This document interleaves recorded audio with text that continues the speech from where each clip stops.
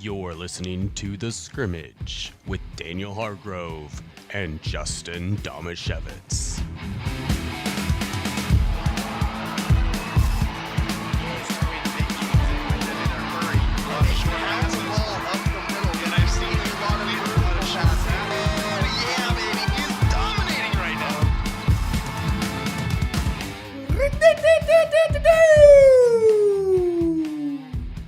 Yeah.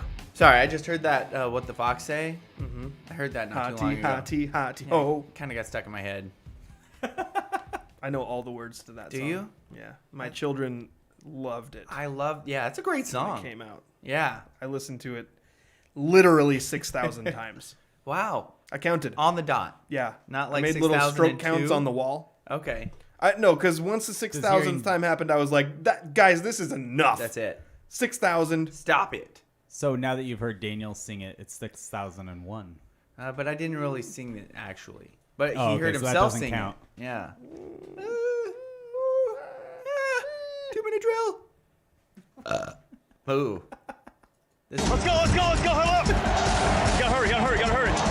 Hey, 2-minute situation, 44 seconds, hand the ball to ref. Gonna do it right. 3 jet Buckeye on 1. The 2-minute drill starts now. This is professional, dang it. Sorry. Mac So Jones. professional, we didn't even introduce ourselves or the name of our show or our Daniel. sponsors. Daniel just squeaks. 2-minute drill. This is The Scrimmage. You're Justin. Yeah. I'm Daniel. That's Andrew. Okay. Ole Penn Real Estate Law Office of Jeffrey A. Domashevitz. There it is. Mac Jones is under fire for tackling a player without the ball after he fumbled on Sunday. Justin, was Jones trying to injure the defender with a dirty play, or just an honest mistake and trying to make the tackle? I think it started out as an honest mistake of, hey, I'm going to grab this guy so he can't get the ball, and then it turned into an angry player showing reckless disregard for someone else's ankle. Oh, really? It wasn't the most egregious thing I've ever seen, but he'll probably be fined, and I think I would file it under the category of dirty plays.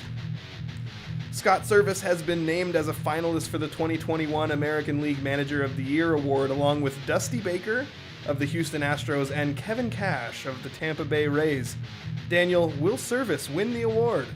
No, but he should. Dusty Baker, are you kidding me? Oh, this manager took the most talented team to the World Series.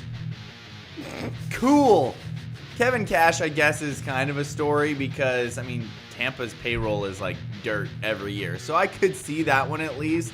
I think Service deserves it this year, but no, I do not think he will win it because blah, blah, blah, his team didn't have enough wins. The Tennessee Titans took down LA after losing Derrick Henry. Justin, is everyone overreacting about how Tennessee is built? I think this wasn't the good game to measure that because the offense actually didn't really have to do all that much. There was a pick six, and then there was another horrible interception that gave them great field position. I think the way Tennessee's defense is built is the best four-man pass rush in the league by the advanced stats. So I would say the way they're built on defense is good, and it's going to probably have to prop up the offense a little bit the rest of the way. Is that where I was supposed to buzz you? That's fine. It's fine. That's fine, actually, because I think the last question we have, which literally says college football playoff rankings, blah, blah, blah, Yeah, you can tell who wrote that one. I think it actually leads into something that's a little bit more of a conversation. I actually was Yeah. gambling that was a bullet point and not a question, but Sorry, I should have put a question mark at the end of it. Real quick, though. Tennessee, are people forgetting that Tennessee has A.J. Brown and Julio Jones? No, like- I don't think people forget that, but I think It's not people- like they're just Derrick Henry and a Yeah. bunch of poopy heads. I think people more tend well, they to don't have a quarterback, so to view Ryan Tannehill as just a guy who was only as efficient as he was because he was propped up by the run game. So now this is Tannehill's chance to prove that he's more than that, more than just the game manager that has an incredibly efficient rating because of Derrick Henry. So I am really curious to see what will happen. Also, I've watched a decent amount of Julio Jones this season. He is not the same guy. He's just not the all-time great receiver that he used to be. He's fine. He makes plays, but he's not the guy anymore. He's just a guy. Well, he doesn't have to be the guy because you got A.J. Brown. And A.J. Brown's awesome. Yeah. They've also both been in and out of the lineup all year. They're the game they lost to the Jets, they were both out. So I think, you got health concerns there. You got real concerns in the run game because they signed 2 guys to fill the Derrick Henry void. One of them is Adrian Peterson. Neither of them looked particularly good. I really do. I think that this game was 90% won by the defense for Tennessee, and they have the best. I don't want to mix these two things up. They have the most sacks in the league when rushing with only 4 players, and they have the second best quarterback pressure rate when rushing with only 4. So as a non-blitzing pass rush, they're really, really good. So I'm a fan of the Seahawks. I understand nothing of what you just said. Mm-hmm. Yeah, because What is this? There are some Four-man So what happens, Daniel, is rush? there are some teams Sack? who have players that are good enough that even when they only send 4 players, they can still pressure the quarterback. But then who do they send to actually pressure the quarterback? Yeah, No, those 4, just those 4 guys. I know it's a really weird concept to wrap your brain around, but those 4 guys can get into the backfield and at least, even if they're not sacking the quarterback, they at least make him think about being sacked and have to throw a little quicker and fluster him a little bit. But that's like with also the safety coming. No, just right? 4 guys, just 4 linemen. So those 4 guys, they contain the line, and then who goes after the quarterback? All those guys do. All 4 of them. They kind of they try to converge on him. Actually, there was one play in the Titans game that I thought was really funny. I think I texted you guys about it. But Well, you texted us about Matt Stafford making 2 stupid Jared Goff mistakes. Oh no, it was actually hold on. Dang it, now I'm forgetting. I don't know if I got the right team. There was a play, maybe it was Aaron Donald. No, it was a Titans guy. Okay. The Titans defensive lineman pushed the Rams lineman so far back that he pushed him into Stafford. And then as Stafford was stumbling, the lineman went around him and sacked the quarterback. I was wrong. You pretty texted us about 3 plays, and that was one of them. Okay. Yeah, That was was pretty sweet. That was an amazing bull rush. Yeah, like it was. that dude absolutely destroyed that lineman, the offensive lineman. I'm just going to say it. Titans are pretty good. Yep, they're pretty Although good. football was weird this weekend. You know what the was. best play of the weekend was? Josh Allen sacked Josh Allen. That's the best play of the weekend. What about when Josh Allen intercepted Josh Allen and also recovered a Josh Allen fumble?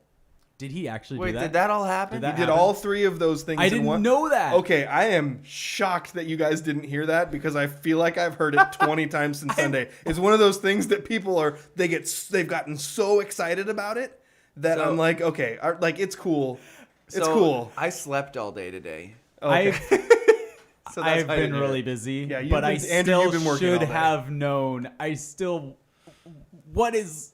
Something's wrong with my family and friends that they haven't told me this 7 or 8 times. I Yeah, want to say Justin. also that I think I heard. Well, I was so annoyed by it, I didn't want to annoy you guys with it. But I think I heard that it was the first interception of defensive Josh Allen's career, and the first fumble recovery of defensive Josh Allen's career, and he did all 3 of those things in the same That's game. amazing. Oh, That's that's hilarious. amazing. I And saw also that- made what's funny quarterback is- Josh Allen look real bad. Real bad. Yeah. Just that's why he's on my fantasy team. Everybody has to have a bad game. I'm Daniel, not can I- panicking yet. Can I take a moment to thank you? Because I was 0-5 when I played your fantasy team. It was my first win of the year. I'm on a 4-game win streak now. I just won my game by like 40 points. My team, all it needed was to turn itself around was to play Daniel's team. You know what? I have a real bad fantasy team when Josh Allen wasn't even the worst quarterback on my roster this week. Who was worse? Daniel Jones. Oh. Yeah, he only scored 7 points. There was another quarterback Daniel sighting this week. Old Daniel McCoy. Oh, Danny McCoy. Daniel Colt McCoy started a game for the Arizona And Cardinals and won. played great. What is going on? I don't know. This year's Really weird. man. I Super don't like weird. it. Speaking of weird, college football rankings, blah, blah, blah. Yeah, let's talk about it. So we had a large discussion on Facebook about this. Yeah, I really appreciate when our listeners are chiming in on these conversations because it gives us perspectives that we don't often think about. We've been talking a lot about Cincinnati, and I'll admit the first thing that was said by Loyal was like, would anybody really care about this if there wasn't a local team on it? And okay, I'm going to say two things. One is I'm guilty. No, I probably would not. But there's at least one person in this room that's been advocating for the little guy for at least a decade. And that's Daniel Hargrove. Is that how long it's been since UCF? UCF, Boise State, how Boise far State. back do we have to Yeah, go that's a so good that point. you've been advocating for these teams to get a shot at It's winning? true. Because before it used to be they couldn't get into the major BCS games, and Yeah. that's what Boise State was. Yeah, exactly. Boise State couldn't get, and it wasn't like we were ever saying national championship, although It's just at sucks. some years I was, but come on. It Because just sucks that it's perfectly normal for a college team to never lose a game in their season and not be a champion. yeah. It's awful. And my main argument was like, yes, I get what everybody's saying. It's the committee's job to make that decision. They're trying to decide who's the best, and they don't Most care popular. And there's enough. Yes, true, in my mind. But how can you like in any league of any sport you play in? Are you sniffing your beard? I was hoping you wouldn't notice.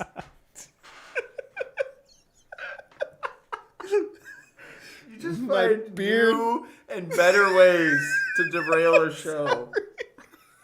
My beard smells a tiny bit like puppy breath. And it's... Do we need context TMI. on that? TMI.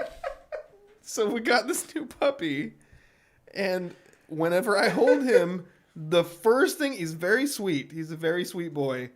He loves to chew on my beard. So I'm constant, like, not lick it or anything. He wants to bite it and chew on it. So every time I pick him up, the first thing I'm doing is, like, blocking his face from my chin. And he definitely got a little...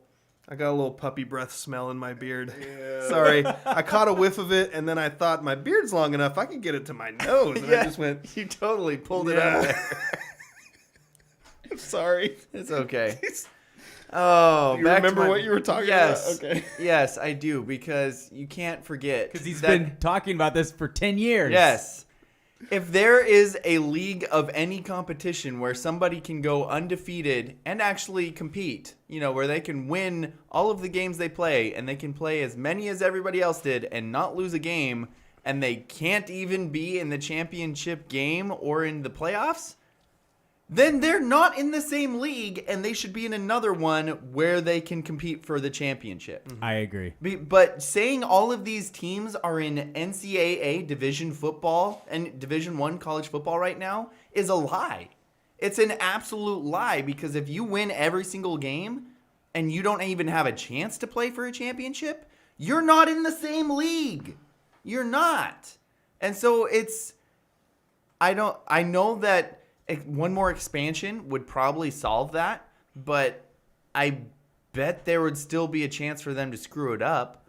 But that, I mean, that it's asinine to me to think that people think that it's okay, that just because Cincinnati plays in a bit lesser of a league, that if they go undefeated, even though they actually did their best to schedule somebody, because that's the other argument is, oh, they didn't schedule anybody. They scheduled Notre Dame. And Notre Dame's good. Like, I get that there's a question about how good they are. I always hate Notre Dame, and I will poop on them any chance I get. Gross. Yeah. But I think that with the love that Notre Dame gets from the rankings every year, Cincinnati scheduling Notre Dame should be enough. Yeah. I mean, you'd love to see another tough team, but, oh yeah, tell me who Alabama's non-conference schedule is. Yeah. The other thing Alabama plays Children of the Poor every year for non-conference, and then they play an SEC schedule that has 2 hard games in it, and everybody else is dog poop, and then they go, oh, well, we beat one of these other really good SEC teams, or, oh, our only loss is to this other really good SEC team, and they still get in the playoffs. Saying that the whole SEC is really good is stupid, because let me tell you, if Cincinnati scheduled Vanderbilt, do you think everybody would be like, oh man, they scheduled a real tough SEC contest there? No, they would not. No, because No. Vanderbilt's They'd get no credit for it's that. garbage. Yeah. That's I think the biggest thing out of all this that bothers me is there were multiple people in this comment thread that we were conversing with saying, well, if Cincinnati played in one of these other major conferences, they wouldn't be undefeated. And I think people are doing that based on reputation. Because if you look at I have specific gripes with Ohio State and Oregon being ahead of them. Because absolutely. both of those teams have a loss. Oregon has a completely inexcusable loss to a bad Stanford team. Yes. And the only thing that's propping up Oregon's resume is beating Ohio State. Well, guess what? Ohio State hasn't played anybody. Yeah. Minnesota, Tulsa, Akron, Rutgers, Maryland, Indiana. The best win on their resume is Penn State, who was ranked 20 at the time. And then if you want to talk about eking out wins, Ohio State just beat a bad Nebraska team by 9 points. So I won't tolerate people coming in saying, well, Cincinnati only won by a touchdown against these other teams. The other teams are doing the same thing, and they have a loss on their resume. Yes. In Oregon's case specifically, it's a bad loss to a bad team in which people were widely criticizing how poorly that game was managed. Yeah. So I feel with those two teams specifically, at least if you go into Alabama's schedule, which I did earlier, the loss that they have to Texas A&M, okay, Texas A&M's pretty good. Like They Alabama, weren't ranked at the time. well, they are now. Well, because Yeah, they beat but Alabama. They No, just but- beat LSU by 6 points. Okay, but I'm not trying to LSU, advocate I believe, that is Texas not even A&M ranked. and I'm not trying to advocate that Texas A&M is amazing. Yeah. But I think they're like 7-2. Like it's not a bad loss. Okay. But Alabama should win that game. Yeah. But at least if you look down Alabama's schedule, they have ranked teams on it that they're beating. You know, Yeah. Georgia went out and scheduled Clemson, which I guess turns out to be not that great of a win, but it's still a win. But so you like give there's- them credit. That's the other thing. Yeah. They scheduled it thinking it was going to be a great game. right. So Cincinnati scheduled Notre Dame thinking it was going to be a great game. Yeah. So I have less of an issue with those two teams and Alabama and Georgia. And prior to this past week, I had no issue with Michigan State because they were undefeated. Also, the Ohio State thing has a decent chance of kind of working itself out because their last two games of the season are against Michigan State and Michigan, I believe. So those teams are kind of like beat each other up to maybe where only one of them gets in. I just feel like specifically with Ohio State and Oregon, I got big gripes about why two one-loss teams with nothing that really proves that they're any good are ahead of Cincinnati on the rankings. Absolutely. Okay, that's last week's rankings, right? Yeah, the new ones will come out tomorrow. The, and I guess the in a new way, ones were released November 7th. No, college football playoff rankings. Oh, no, I'm sorry. I'm You're looking talking at about the AP. AP. Yeah, well, that's the Cincinnati's thing. been 2 in the AP for the last few weeks. Yeah. Yeah. Okay, never It's mind. the college football playoff rankings, and I only know this because I looked it up right before I came here. They're going to be released every Tuesday between now and the actual playoff. Which really sucks for us. But it's Yeah. smart for them But because we're nothing else projecting. happens on We're Tuesdays. projecting a little bit because we don't really know what Cincinnati's going to come in at. But Oregon and Ohio State didn't lose, so I'm going to assume Cincinnati's not going to jump over them. Yeah. The only team they really have a chance of jumping over is Michigan State. But in the predictions that I looked up, it still had Cincinnati at 6, Michigan State at 5. So that feels like the most likely scenario, and that probably means there's going to be 4 one-loss teams ahead of undefeated Cincinnati in the rankings, which feels ridiculous to me. Yeah. Just it's so So frustrating. Alabama just beat LSU 20-14. LSU is 4-4. Alabama also had like a 2-point win over Florida, and at the time Florida was I don't good. understand why they're ranked even At the- like they're yeah. they're a top 5 team maybe. So at the time Florida was good, but Florida's lost like 4 games in a row or something. So now that looks like Yeah. they're not very good anymore either. Yeah. So And remember, all of those good wins are like in conference. Yeah. Because Alabama doesn't schedule anybody but in conference. well, they don't have to because the SEC is a step above the NFL. Exactly. Anyway, that's my big gripe about that. I do understand where you're coming from in your guys' arguments, and they are valid. I'm going to say they are valid points. I don't agree with them, but I think they are valid. The thing that I definitely don't agree with is the fact that you can have a team that doesn't lose in a league and then doesn't even get a chance to play for a championship. That is a farce to say that they are in the same league. And right now, these teams are in the same league. So, Nominally. yeah. Yeah, exactly. By name only, I guess. Yeah. Because they're not popular enough or in the right league, the right division.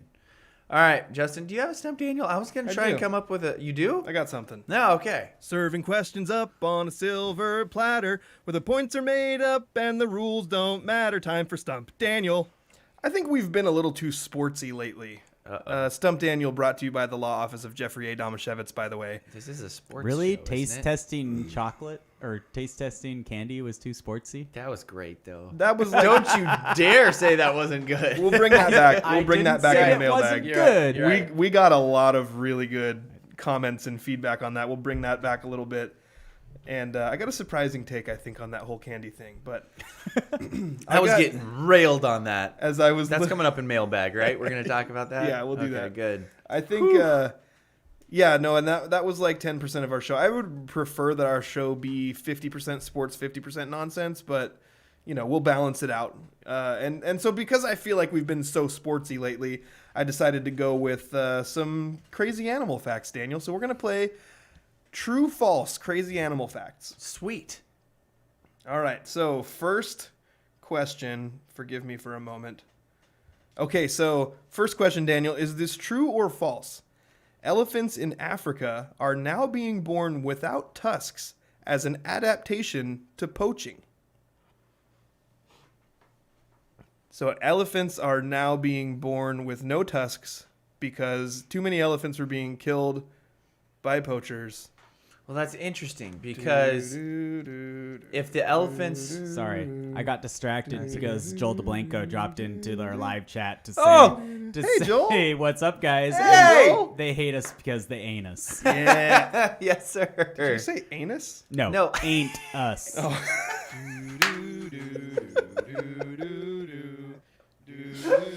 Yes, I agree. Absolutely, 100%. You agree that elephants are now being born without tusks to No, adapt well, to poachers? I was gonna talk my way through this.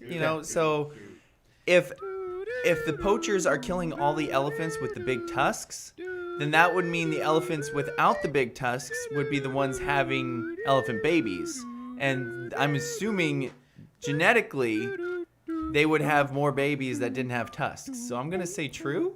You freaking nailed that. Yes. Okay, so full disclosure, that question was a trap. Because whether you said true or false, I was going to twist it. Okay. Because technically, it's not like an adaptation as like a defense mechanism, Yeah. which is the way I phrased it. Although I would have said, if you said the other way, I would have said that was right. But yeah, the way it was explained by Ron McGill, leading zoologist of Zoo Miami, was that just like height. He used height as an example. Yeah. If everybody decided, I hate tall people, Yeah. and killed all the tall people, all you'd have left was short people, and people would just get shorter and shorter. So Exactly. And that's why, so many... Okay, maybe I'll... Never mind. The same phenomena as I'll the let you get- elephants with I'll let you get tusks to the next question. is yeah. also true to rattlesnakes with rattles. There are so many rattlesnakes now with no rattles or tiny rattles because people kill the rattlesnakes with good rattles and use them to make cool stuff. Do you think Oh, that's wow. because they can find the rattlesnakes with the good rattles?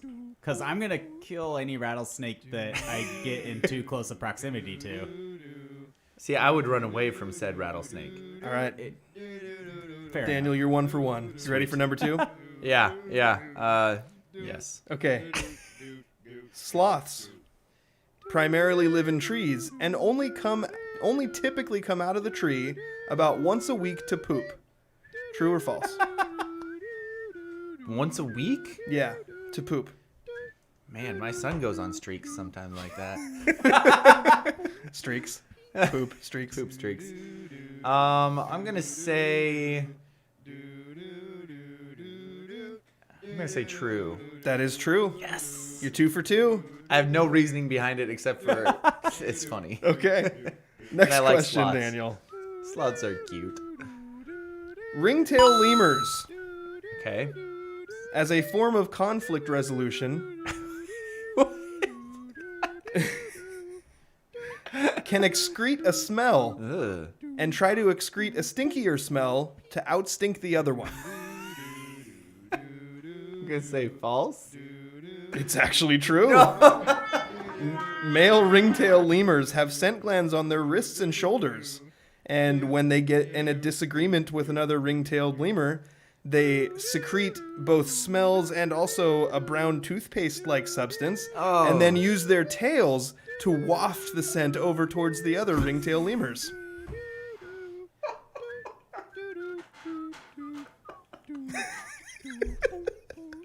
I'm sorry, I'm just picturing if humans used this as their what how did you word it?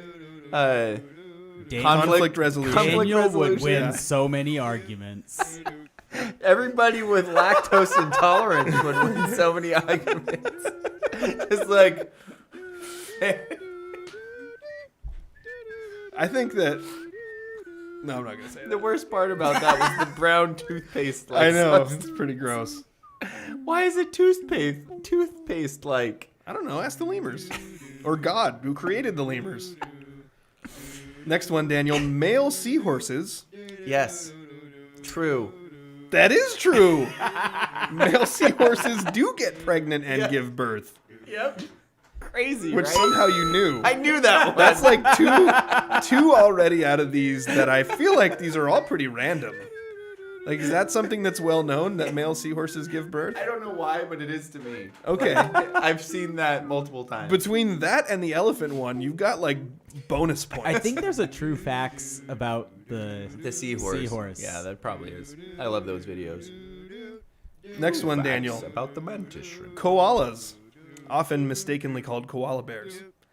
Koalas have... Wait, what well, do they're you... not real bears. They're confused with drop bears.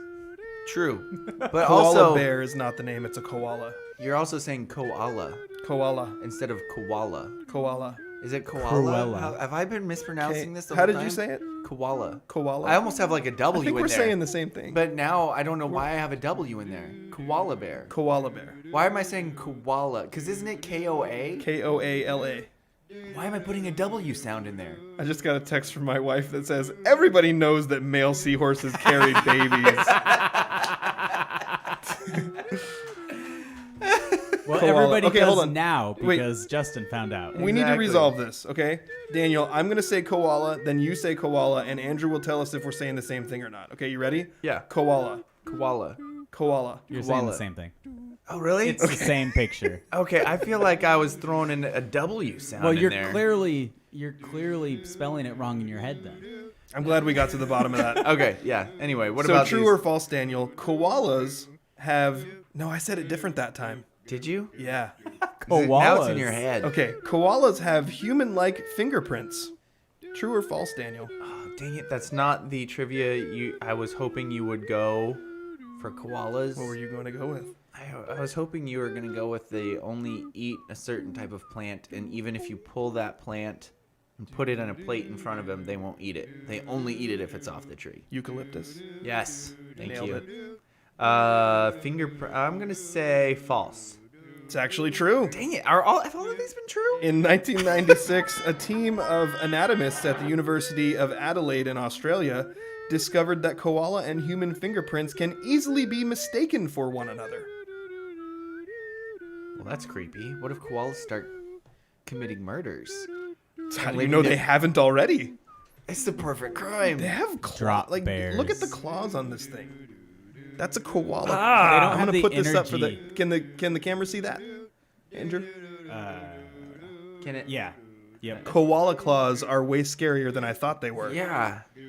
Thankfully, their brains don't have the thinky parts very They're dumb. They're really dumb. Last one, Daniel. You're doing pretty well here.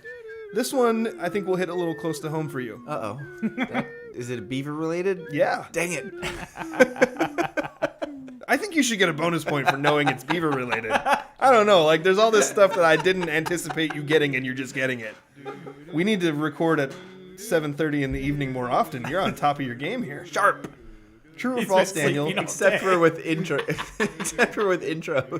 Beavers have metal teeth. Daniel. True or false? No. False. It's actually true. What? How can they have metal teeth? Beavers' teeth never How do you stop not know? growing. Yeah. So they chew to keep them at a reasonable length, but their teeth are also built to go through chomping. They have an enamel made with iron, which gives them an orange hue and keeps them strong and resistant to acid. I feel like that is a load of. Do you feel like it's a load of crap, or it's not completely accurate to say So they have that's- metal I- teeth I- just because their enamel That's has some why the iron in it? Beavers are orange. Oh, That's why they're orange. Yeah. Not turmeric, apparently. that's That's hilarious. that's the end of Stump Daniel. It was turmeric. Nobody. But beavers aren't actually orange. No, the the Oregon State. Beavers. Like, look at your shirt. I There's know, an orange but- beaver. That's on why your shirt. I said that's You why were saying the it's- Beavers are orange. I know, and you were saying it was copper. No, or no iron. steel. Iron. Yeah, iron. No steel. Copper. Where am I going? My Copper sharpness would be has green. completely left. Copper would be green. You used it all up. All gone. That was pretty good, though. Did I win? Yeah. Sweet. Winner. You're in the Beaver Winner. zone. Chicken dinner. No, Complete see, with so- metal teeth. I used to, the reason I got the elephant one right, or my thought process there, is did you ever take a biology class where they started talking about how evolution works, and they talked about like the moths in England during the London fire or I'm something going to say like that? yes, even though the answer is no, because it'll make me feel smarter. Anyway, there was a bunch of species of moths that was white and black. And the year of the London fire, all of the black ones blended in with the ash and didn't get eaten by birds. So there was like no white moths left anymore. And I was like, oh, well, that's just like genetics. Like that doesn't Did really. you learn that in college or high school? College twice. Because I took a lab at Grace Harbor, and then when I went to Wazoo, they were like, "You need another So lab it's credit." the reinforcement of it, I think. Yeah. So I don't remember anything I learned in college. I remember so many. There was multiple things. and I like only that. went to college for a year. There's multiple things like that in that lab that I remember. You're right, specifically because I took the same lab twice. They were like, "You need another lab credit," and I was like, "Oh, will this one work?" And they're like, "Sure." Literally these same exact labs. And that I took bet at you Grace never Harbor. thought it would pay off, and look at you now. Look at me now. Winning Stump Daniel largely due based on that information. Yep. That's really fascinating, though. Yeah. Beavers have metal teeth. Yeah. And the rattlesnakes Yeah. losing their rattles. So let's talk wait, about are rattlesnakes poisonous? venomous, I think. Venomous? Yes, Thank they you. are. Yeah. Yes, they are venomous. Well, that sucks that we don't know they're coming anymore. Yeah. Also, though, I thought that the rattles grew as they got older, I think so. because they it adds like an extra link to it when they shed their skin. So I am curious about whether it's just that there's lots of young rattlesnakes and they aren't living as long, or if they're actually not. Like they don't. I'm all the old ones interested. were I don't know. Take it up with Ron McGill of Zoo Miami. He's the one who said it. Yeah, Ron McGill. I probably won't do that.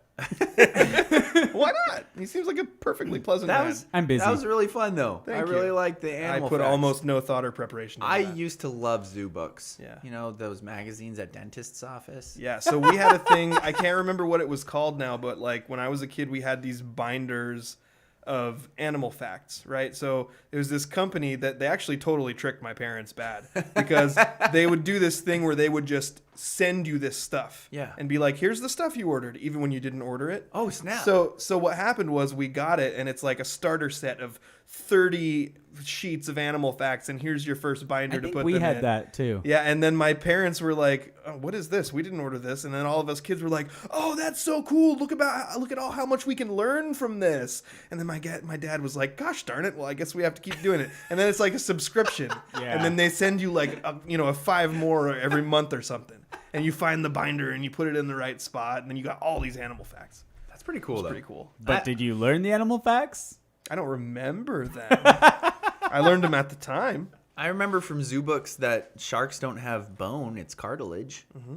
And I startled some museum guy in Washington D.C. by knowing that fact. Oh, But yeah, Must have that been was a lot of dumb kids that came I through know, there. right? They're all little. They're all little kids. Yeah. But I was like, actually, it's cartilage. Yeah. Do we want to get to Seahawks stuff? There's not a ton.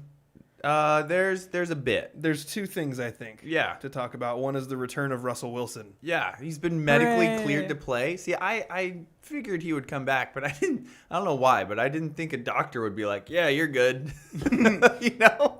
Yeah. Well, for the people who want said. to spin this as like that want to play up the narrative of Wilson being unhappy or there being friction between him and Pete. This is the doctor that made the surgery has said that it's okay for him to play. Gotcha. So the team doctors haven't said that yet. The team doctors haven't. I'm probably not haven't aware even that looked they- at him yet. Yeah. Russell's shown him the finger, all right.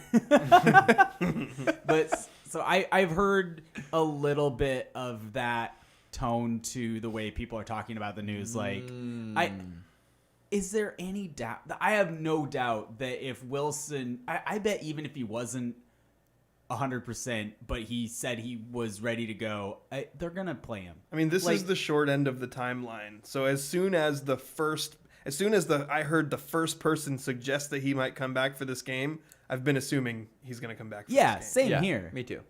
Yeah. So that's the one news. The other news is Pete Carroll just loves to sprinkle things out there sometimes. Like, you don't know. Kind of like that. That was a good Pete impersonation. Except he does it from the podium at press conferences when he's asked on if they're going to try and get OBJ or not. He's just like, I didn't say yes and I didn't say no. Yeah. Well, he went on a long, you'll that see, makes it sound like I don't they didn't know. have a chance. Like somebody claimed him before. I've been on the practice field. And then he was like, see how I answered that without saying yes or no. And then he was like, I don't know, you'll see.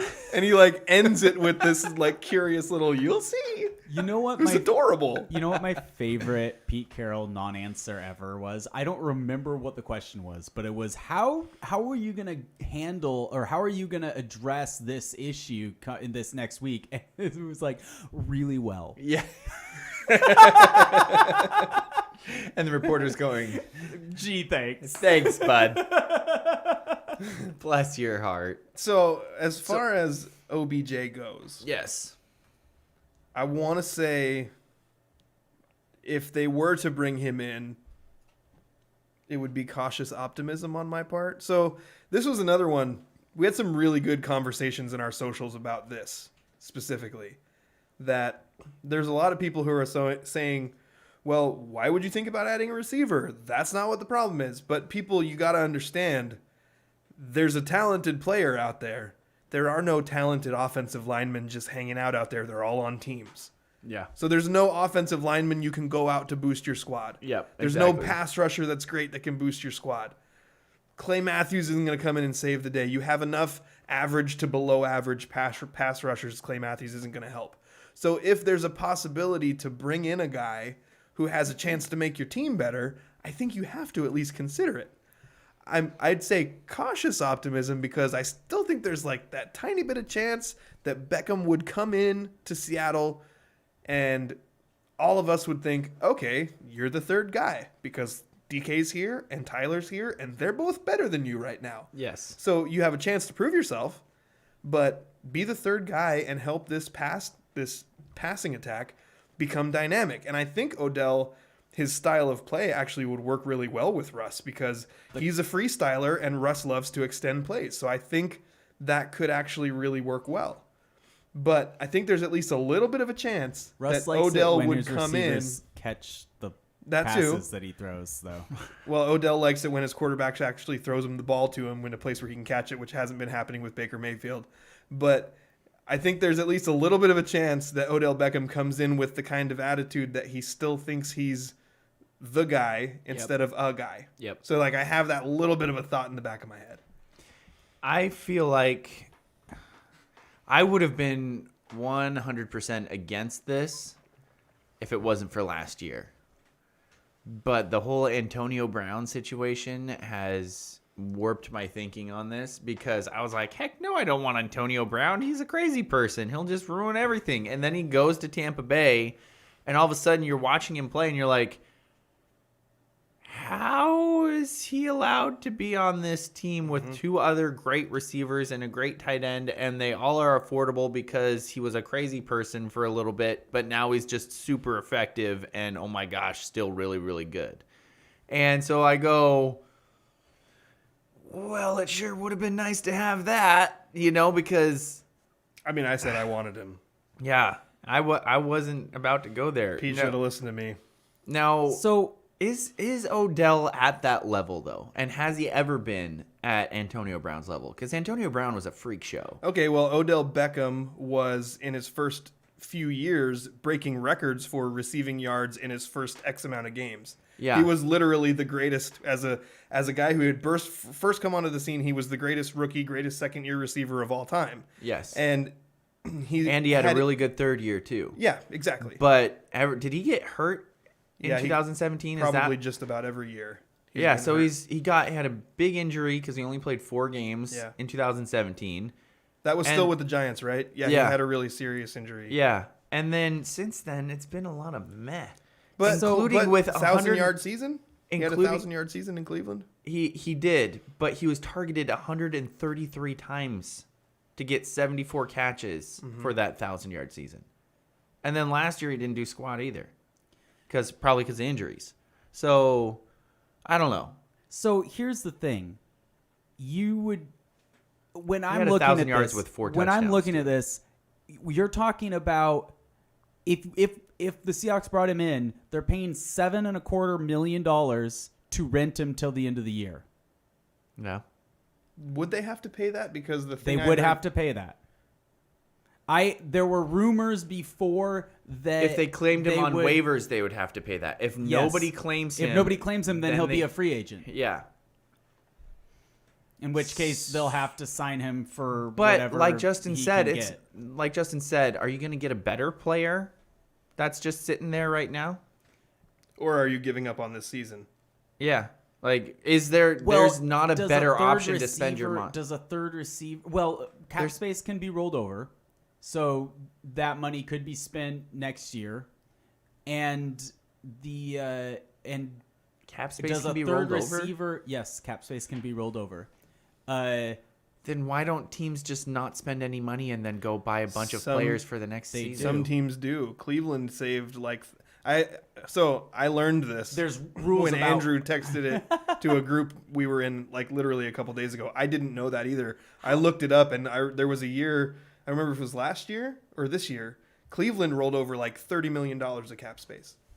Well, I remember they were like the first team to do a cap dump with that trade.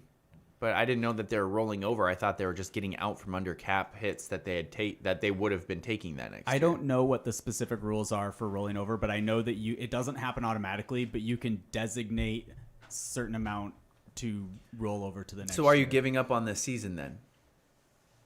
The other thing is, does it I guess I just don't see what's the upgrade there? Your third receiver he'd be is better than now Freddie Swain. He'd be better very than- talented. Is that you throw what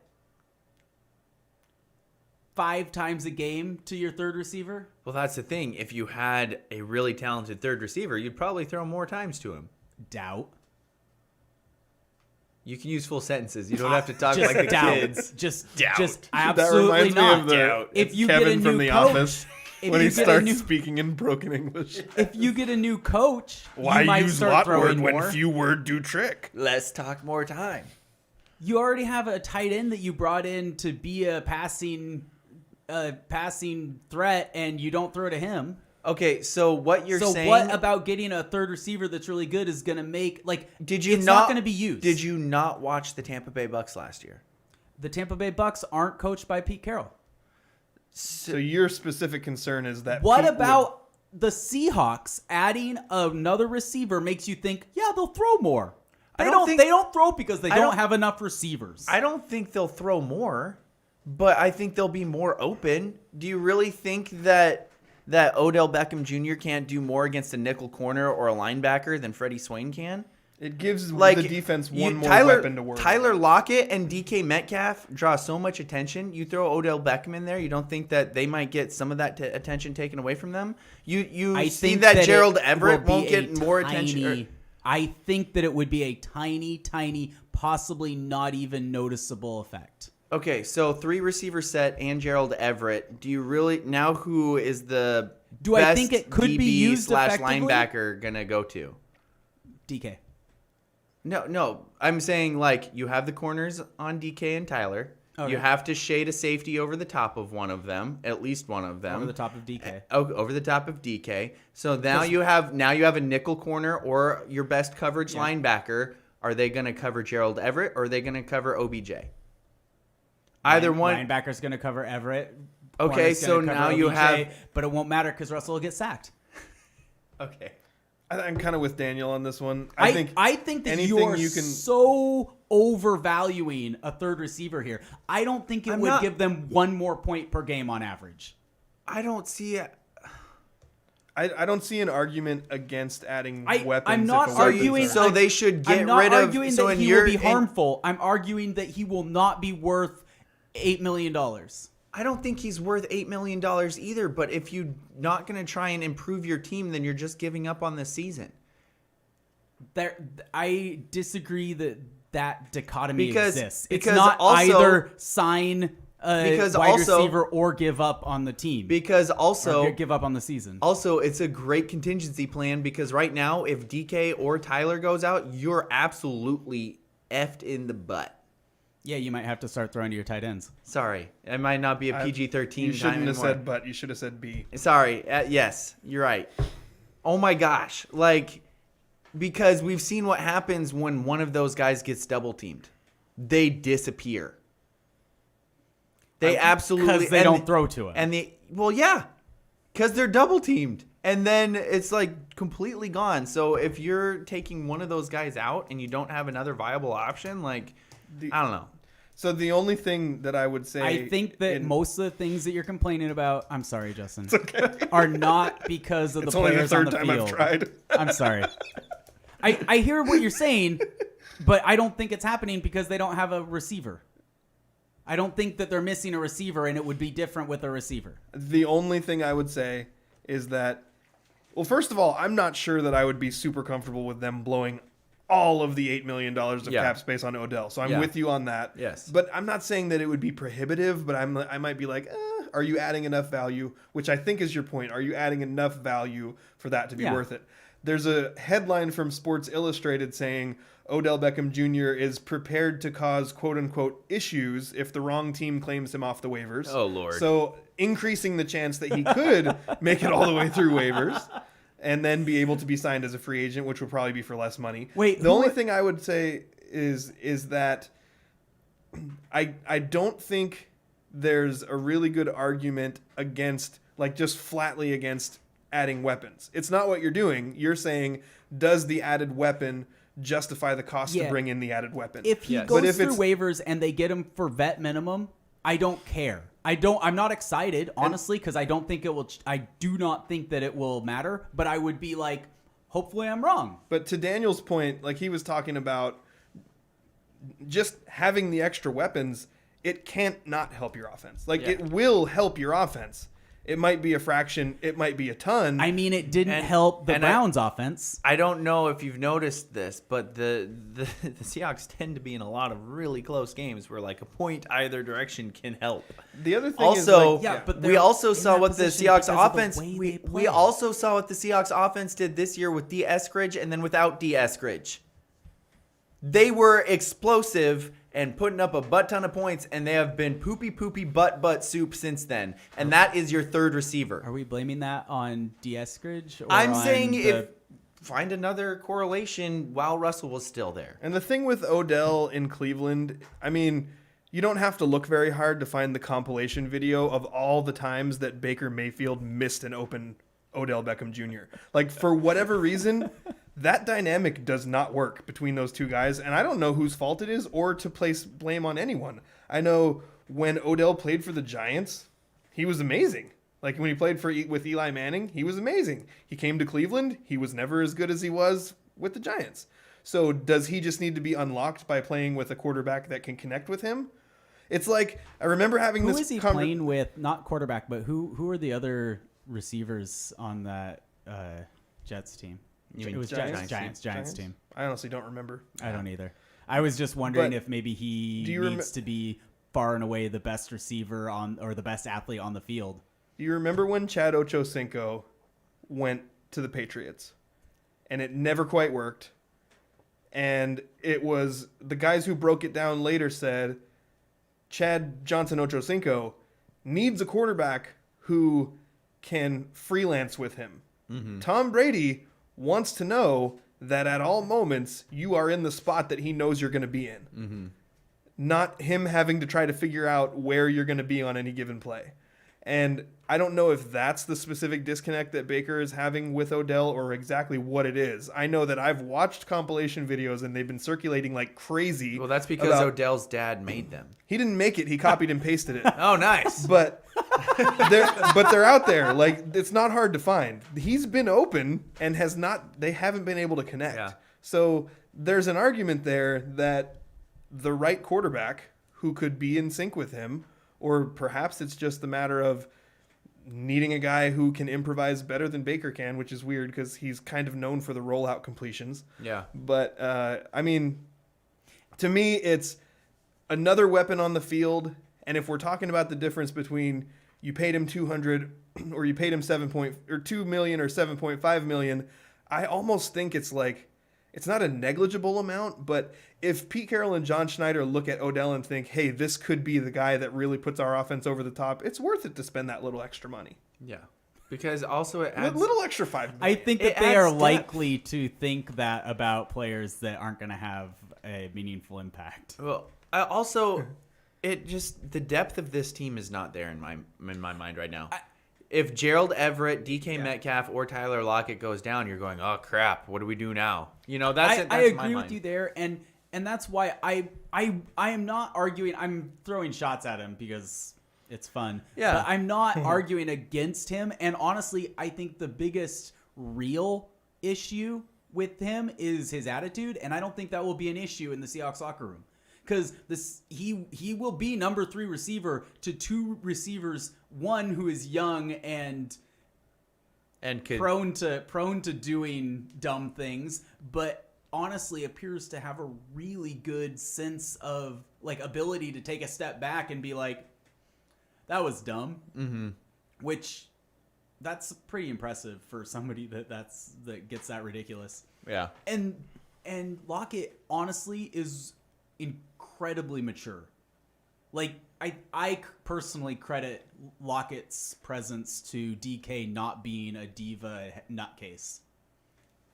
I think he plays a big part in that as well. But anyway, I don't know. We just talked for a lot more time than I thought we were going to on this. No, it's not. I mean, I think that those are the two sides of this argument. Is he worth it?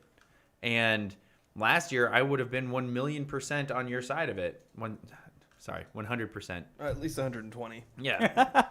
I would have been all over it. But after seeing what happened in Tampa, and I know, yes, you're right, they do throw more.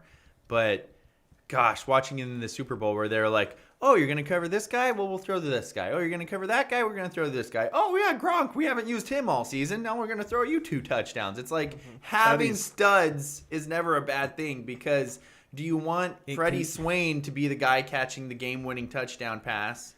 Or because he happens to be the third receiver who happens to be the guy open? Or do you want it David to be... Moore? Nope, we'll just force it into Halliday. Not David Moore? No. Stop it. Stop it. So we've gone for a long time without taking a commercial break. I know we have one more non-local topic. What do you say we take a break and then do Mariners on the other side? So we're going to talk about Gold Glove. We're going to talk about Managers of the Year. And I'm going to surprise everyone with my own topic on the other side of this commercial break. Do you have a legal situation and need someone on your side? Let the law office of Jeffrey A. Damashevitz be your advocate. If you've been the victim of medical malpractice, suffered a personal injury, or need representation with real estate law, small business law, or estate planning, let Jeff Damashevitz put his 29 years of experience to work for you. Call Jeff Damashevitz today at 360-612-3991 or visit damashevitzlaw.com. That's DAMASIEWICZLAW.com.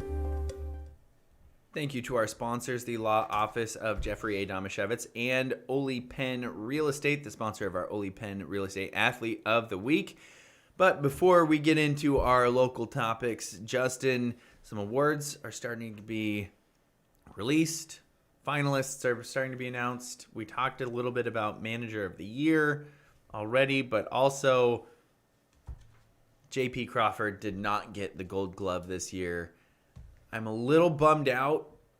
I think I would be more okay with it if it wasn't to Carlos Correa, because I don't know, maybe I just haven't watched enough Houston Astros games, but I keep hearing people say that he could be moved to third base. Yeah, which like- is usually what happens to not very good Like- shortstops who don't have great range.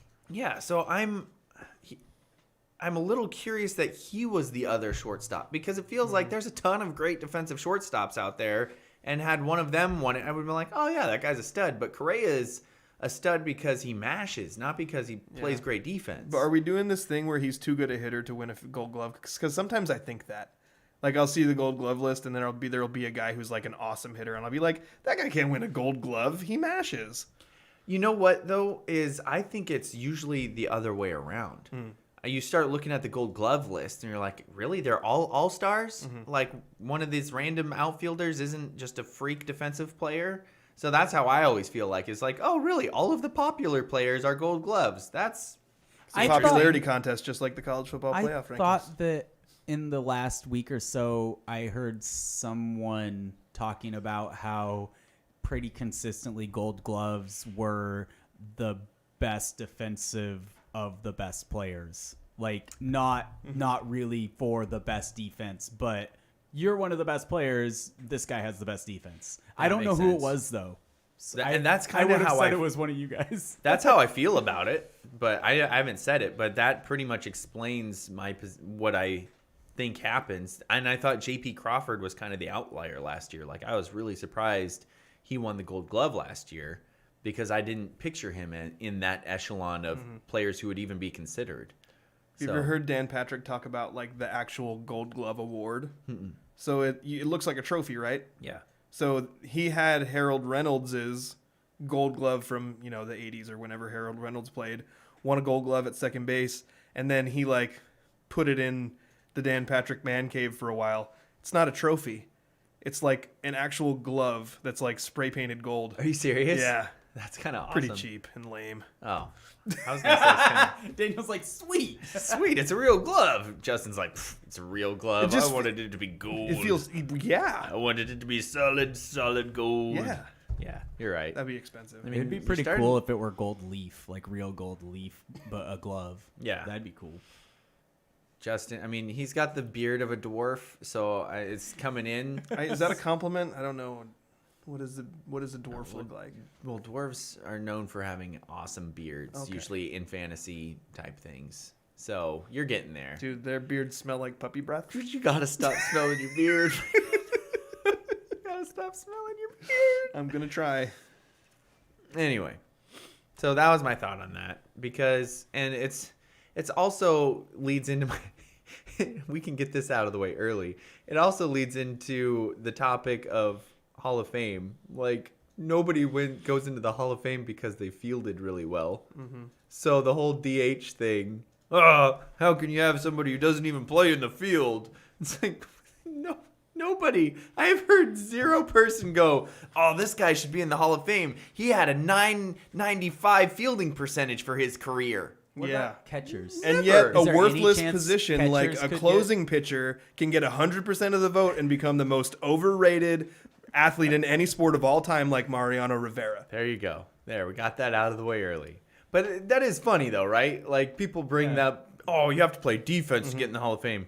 Really? Has it literally ever been mentioned when talking about somebody making it in the Hall of Fame. Only if you're adding to someone's resume that's already great. They'll be like, oh, Exactly. yeah, he won 2 MVPs, was named to 10 All-Star games, and won 6 Gold Gloves. Like, it's the throw-in at the end Yeah. of that list. Yeah, but had that person not won a Gold Glove, he'd still be a Hall of Famer. Yeah. Yeah, even if he was poopy butt soup and they Yeah. were trying to hide him. I'm sorry, I can't stop saying that. Especially now it's my fantasy team. I use it constantly.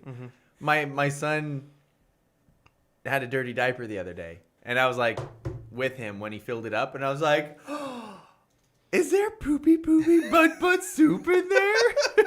And your wife said, What are you talking about? No, she listens to the show. She knew. oh, she's I'm a just fan of the joking. show? She doesn't listen to the show. Every now and then she'll be like, "Oh yeah, I heard that one part," and then I stopped. Thanks, hon. Well, my wife listened at least long enough to send me a text that said, everyone knows that. She's All right. right. She's probably right, though. She's usually right. What's the mystery topic? Did you want to talk about managers of the year, or are we skipping over I that? feel like we already talked about Okay, it. Unless so- you had something you wanted to add to Not my really. 2-minute. Okay. I think it's stupid that Dusty Baker would be under consideration for Yeah. that.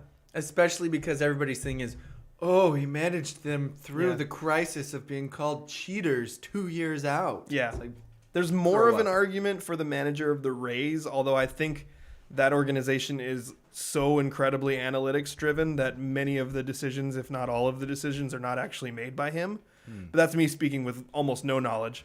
I know that Scott Service is regularly praised as an incredible culture builder, and if you look at the Mariners' run diff, they probably didn't deserve the amount of wins that they had. Like, that was all them not giving up. They were the comeback kids. They would go on a bad streak. It wouldn't get them down. They'd come back and they'd reel off 6 straight wins. So I feel, as a Mariners fan, my completely unbiased opinion is that Scott Service should be manager of the year. oh, absolutely. Yeah. Completely unbiased. Yeah.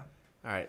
Mystery topic. I want to know what the mystery topic is. I got in a little bit of a twargument this week, Oh, no. Not a twargument. which is an argument on Twitter. A Twitter argument, a twargument. Maybe it's a twigument. No, that's not how word mashups work. Oh, You just okay. take the first consonant sound and you replace the next consonant sound of the next word. So twargument, Twitter argument. But you didn't replace the next consonant. Because sound it doesn't start with a consonant sound. There's a whole rule book. I mean, I could get it for you, but it's not. I'll just tell you what the rules are. We won't have to worry about it. Okay. So Angel said stop. She hates it when I do this. I mash words together. My wife just sent me a text that said stop.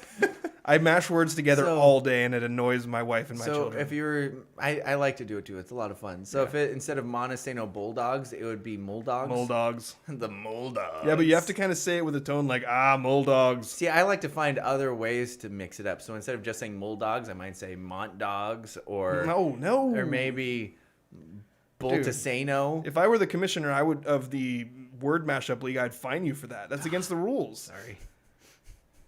Oh no, my computer just went. It went blue screen. Oh, dear. I don't need it. Are you sure? Yeah. Okay. So I.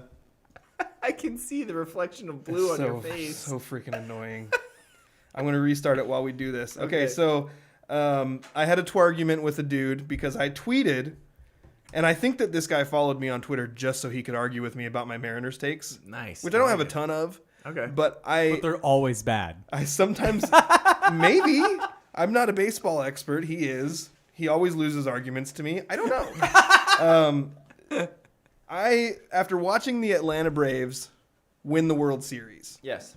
it brought up all these things about all these conversations we had and all these arguments that I made about how, hey, sometimes when you feel like you're within striking distance, you need to make the moves because success is fleeting, winning isn't guaranteed. Yeah, you're trying to build something great, but hey, you're close right now. Go make the moves to get better. That's exactly what the Atlanta Braves did. Even though their best player was hurt. and they filled out they filled out their lineup at the trade deadline, which is the opposite of what the Mariners did. Yeah. And they went from having like a 0.3% chance of making the play or winning the World Series at the All-Star break to winning the World Series.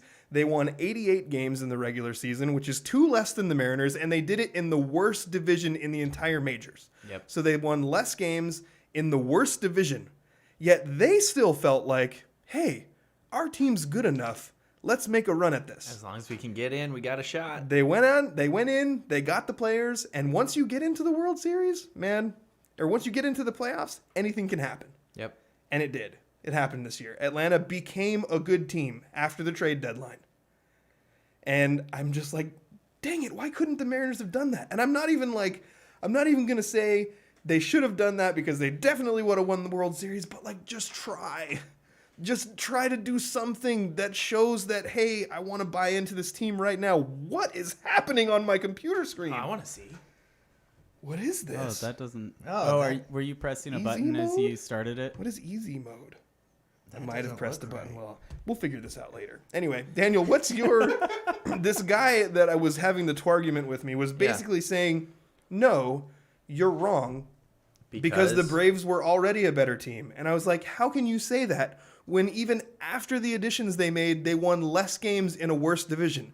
And he starts bringing out all these analytics of, well, this guy was this, and they have all these guys that were rated this in WAR. And I was like, are you trying to convince me they were a better team after the trade deadline? Yeah. Because that's kind of my point. Exactly. They became a better team after the trade deadline. You could go in at some point and read the entire thread because we argued for like an hour. Yeah. And there's a lot of information. It was in there. circular. It sounds like he was using a bit of circular reasoning. He was. Like, well, they were better. Well, yeah, because they made themselves better. No, they were better. He was also pointing out, well, the guys that they already had also got way better during that time. And I was like, well, you're completely ignoring the fact that better hitters make the rest of the hitters in the lineup better. Yep. So you're taking these stats, but you're not giving the Mariners hitters the benefit of the doubt that if they had protection around them in the lineup, they would have also produced better. Yeah. So to me, like, I'm so glad that the Astros didn't win, but I just can't enjoy these things. Like, I'm like, why couldn't the team I root for have done that? Yeah.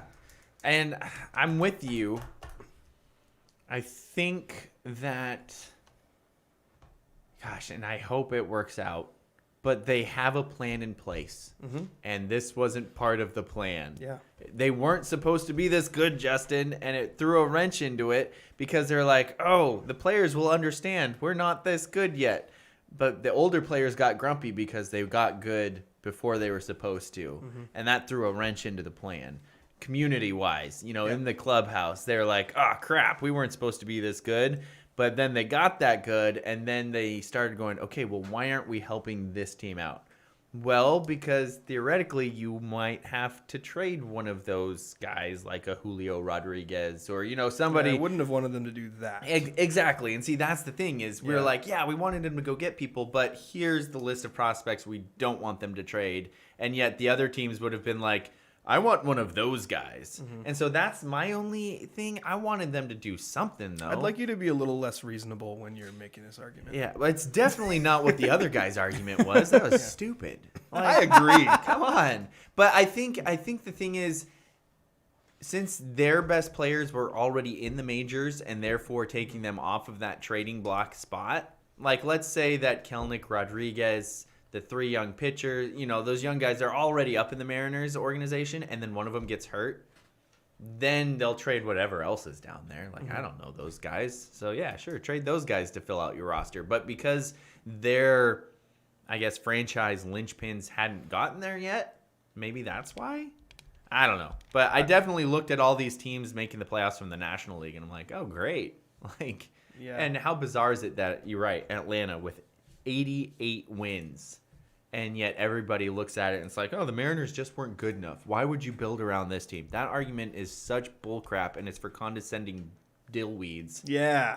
Because a team with 88 wins just won the freaking World Series, and they were Exactly. trash at the All-Star break. Exactly. And I was asking the guy, like, what are you looking at? Are you looking at run diff? I see that Atlanta had a really high run diff. I get it. Yeah. Mariners had a bad run diff. Atlanta had a good run diff. But you know what? If you take out like one series with the Astros and then another series, or maybe it was did they play the Astros and the San Diego Padres in like 1 week earlier on in the season? The run diff was like -40 from those two series by itself. Yeah. So after that, the Mariners run diff wasn't actually that bad. Like if you take out those two terrible series. Yeah, everything's always hard to reconcile as a Mariners fan. Yeah. And I've been saying a lot of terrible things about Jerry Dipoto, as we all have. Yeah. But we've all called him a two-faced liar and all that stuff. Yeah, I did. And you know what, Jerry? 2-3 years, get to a World Series, I'll apologize for all of it. All goes away. Yeah. I will still. I'm assuming that the reason they're not bringing back Kyle Seager is because of the relationship there between those two, and not because of numbers. Because I don't see. I feel like they're going to pay twice as much money, or at least as much, if not more money, for another player very similar. Mm-hmm. And then who's then going to get older, because it's going to have to be a long-term type deal, whereas the Seager was going to be a year. So it's going to be that one's going to be rough. I'm really curious to see how that looks. The last I heard was they're going really hard after Simeon, and Simeon's a fairly old dude. If you give him 5 or 6 years, he's probably going to be poop by the end of that. So they would be moving him to second base, right? Isn't that the that's thought? the thought. Okay. But it's for them to decide who would be better at third, Toro or Simeon. That's Oh, also okay. then So it just- could be third or second. Yeah. You've Okay. just majorly downgraded yourself defensively in the field too. Yes. Because Well, Seager- Simeon's pretty good, but he's not Seager. Toro at third. I think Toro at third would make people very quickly realize how good Seager was, that we just took him for granted for all these years. Yes. Toro struggled at second. To me, second feels like a lot more complicated, more difficult to field position. As a I don't play a lot of infield. I like different skill third set. because I know what direction to throw the ball. I like everything is kind of in front of me from the corner. Is that accurate or not? It's saying it's more complicated is an interesting argument, but saying it's more difficult, I don't think so. Okay. Third base is a very difficult position to play. It is complicated, and you have to consider it if you're coaching like Little League. But a Major League Baseball player who knows the position should always know what to do in all scenarios because it's their job. Well, it just seems like there's a lot on it. To me, it seems like there's a lot more demanded of a second baseman because he needs to be able to turn double plays. You also and- play a lot of weird spots in the shift now. So that does throw, but also the third baseman has to play shortstop during the shift and move all over. Yeah. So I don't know. I was just wondering, because I know generally third needs an speaking, arm. yes, third base, you also need a much better arm than a second baseman. Yeah. So I don't know. And I don't know if Toro has that, but because it seemed like Toro was struggling fielding, and I was like, maybe third would be easier, but probably not from what you're saying. I don't know, because that's another thing. I mean, this is high school, so who knows what that's like. But I've seen kids who, if they're playing shortstop or second, will boot a routine ground ball because they have too much time to think about it. And then you put them at third base, and they just react, and they're really good at that. But if they have time to think about it, then it's hard. So I don't know. Who knows? Interesting. Okay. People are different. I don't know. Anyway, I think we are now going to move into unless you have more. No. Nope. Yeah? No. That's Did it. you win your twargument? I always win my twarguments. And if I don't win, I quit because they're stupid and unfair. All right, it is now time for our Oli Penn Real Estate Athlete of the Week. Are we going to change the name of this? You want to call it the Trace Ridgway Memorial Isaac Pierce Athlete of the Week Award? I had it spelled out a little bit more fanciful than that, I think. Trace Ridgway isn't dead, so Memorial's probably Yeah, not the Memorial's- right Memorial's word. not a to use good there. one for that. Trace is very much alive. Okay. Don't go spreading weird rumors. I want to see if I can find that where I was joking about what we should call the award now. Well, every week during the last sports season that we didn't give it to Trace, we often felt like we should have given it to Trace and then apologized to him. And we've kind of done the same thing with Isaiah through most of the year, although there were a few times where there were performances throughout the week that was like, gosh darn it, we can't not recognize these other kids. Like, the Conan Baxter week, for example, breaking the rushing record. Like, that's just for instance. There's been lots of deserving award winners, but Isaiah Pierce, man, week in and week out, this kid's just been phenomenal. And for the second week in a row, he racked up what is officially being called a butt ton of yards. Officially. This time in a crossover playoff game in which Montesano crushed a league champion La Center team to make it to the state playoffs. Absolutely. So this is joking. We're not actually going to call this, so don't get too excited, Montesano fans. Yeah. But this week, Isaiah Pierce is our Trace Ridgway, Isaiah Pierce, Commemorative Weekly Athletic Achievement Award winner. Okay. You have to stick Ole Penn Real Estate in there. Oh, yeah. The Ole Penn Real Estate, Trace Ridgway, Isaiah Pierce, Commemorative Weekly Athletic Achievement Award winner. That's a mouthful. Ooh, it's not easy. He's worth it. So we had him for 292 yards total offense, 75 yards receiving, 217 yards rushing on 23 carries, so almost 300 yards of total offense, and 4 touchdowns for Trace Ridgway in there. For Isaiah Pierce. You said Trace Ridgway. Gosh, We're going dang to it. just mix up these kids like the two Oh, amazing gosh. athletes from Montesano football over the last couple of years. I'm sorry, Isaiah.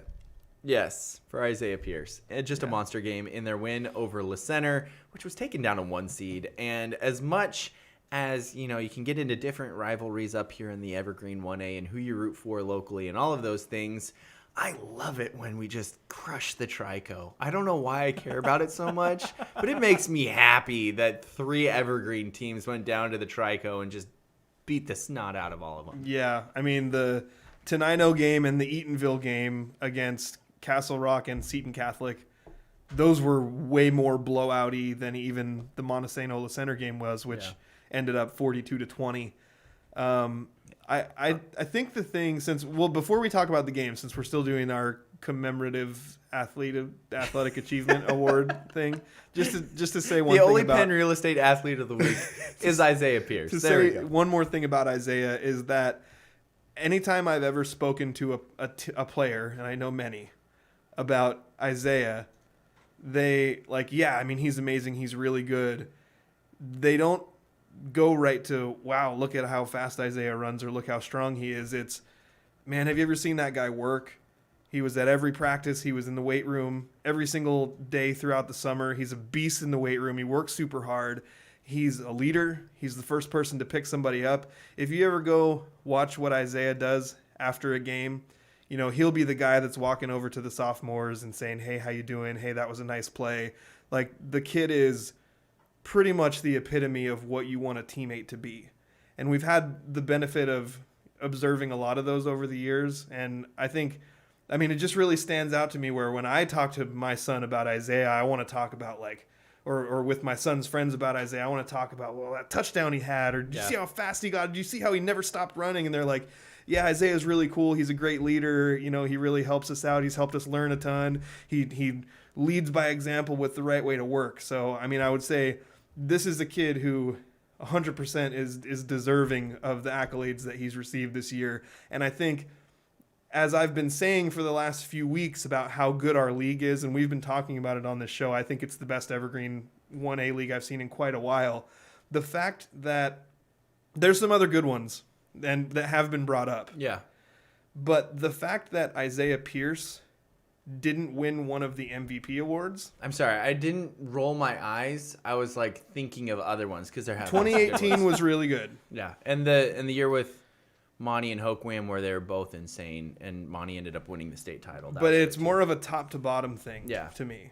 the bottom's pretty bad this Well, year, man. there's only 5. You're talking about Hoquiam. Don't make me say it. Say top 4 teams. Top 4 teams I felt were all Yes. really strong. Yes. So the fact that Isaiah Pierce didn't win one of the 3 potential MVP awards, the overall MVP, the defensive, or the offensive MVP. Wait, who got the offensive? There was 2. So the league MVP was Takari Hickle from Tenino, which Okay. I feel like is That well checks deserved. out. Yeah, it checks out. Both sides of the ball, he's a total beast.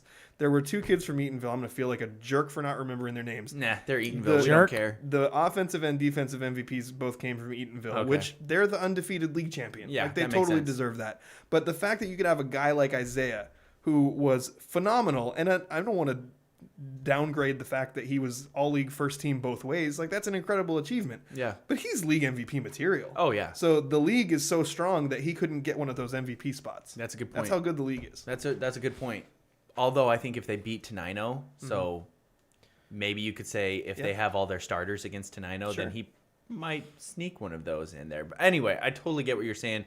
Another thing I love about how Isaiah plays is he's one of those guys, and you see it every now and then, and it stands out to me, maybe because I'm getting old and mushy stuff like this kind of, and I'm not saying he's mushy at all, but he will finish a run and blow somebody up and like wreck somebody or crush somebody on a run, and then he'll pick them up, tap them on the back, give them a good job, and run back to the huddle. And that stuff stands out to me. I don't know why. Maybe it's not as uncommon as I think, but for some reason with him it stands out to me. And the first name that I thought of another kid who kind of did that a lot was Artemis Johnson. Mm-hmm. Do you remember I him do, for from Hoquiam? Hoquiam, yeah. He would just truck somebody, break 4 tackles, and then he'd like go pick up everybody after the play and be like, "Oh, good job, man." And I see I see Isaiah doing that a lot, you know, where he's helping guys up from the other team and giving them a pat on the back or talking to him after plays or stuff like that. So it just extends that, what I see as the leadership that you're talking about. And you see that it's a great mindset to play with, because you're probably not going to slip up and get a personal foul penalty, you know, if that's the type of attitude that you're playing football with. Right. And I don't know. I love to watch it. It on also the field, takes a special kind of player to be able to play a violent sport in the mean way that he does, and then after the whistle's over, just to be like, okay. Yeah, seriously, that's so true. And the thing that came out in this game is, you've watched more Monty games than I have this year, and I've watched a bunch, but his receiving really popped out in this game, and it was a huge part to the beginning of the game, where some of the coaches, I can't remember if it was Terry or another one of the coaches, said that the seam was going to be something they were going to look to attack, and they were thinking maybe with the tight end. But when your best athlete's sitting in that spot that can just burn the seam, I mean, it was a great way to use him early on in that game. Yeah, and they do. I mean, the tight end and they have other good players that can play tight end, but Alex Sweet would have been the tight end from the beginning of the year, and he's been out with an injury the last few weeks. Caleb Ames has stepped in there and done really well. They also have Tyler Johansson, who's been playing tight end for a long time. Like, there's other kids that can plug in there, but, you know, in that scenario, it's win or go home. And it's like, hey, we're going to leave it all on the table.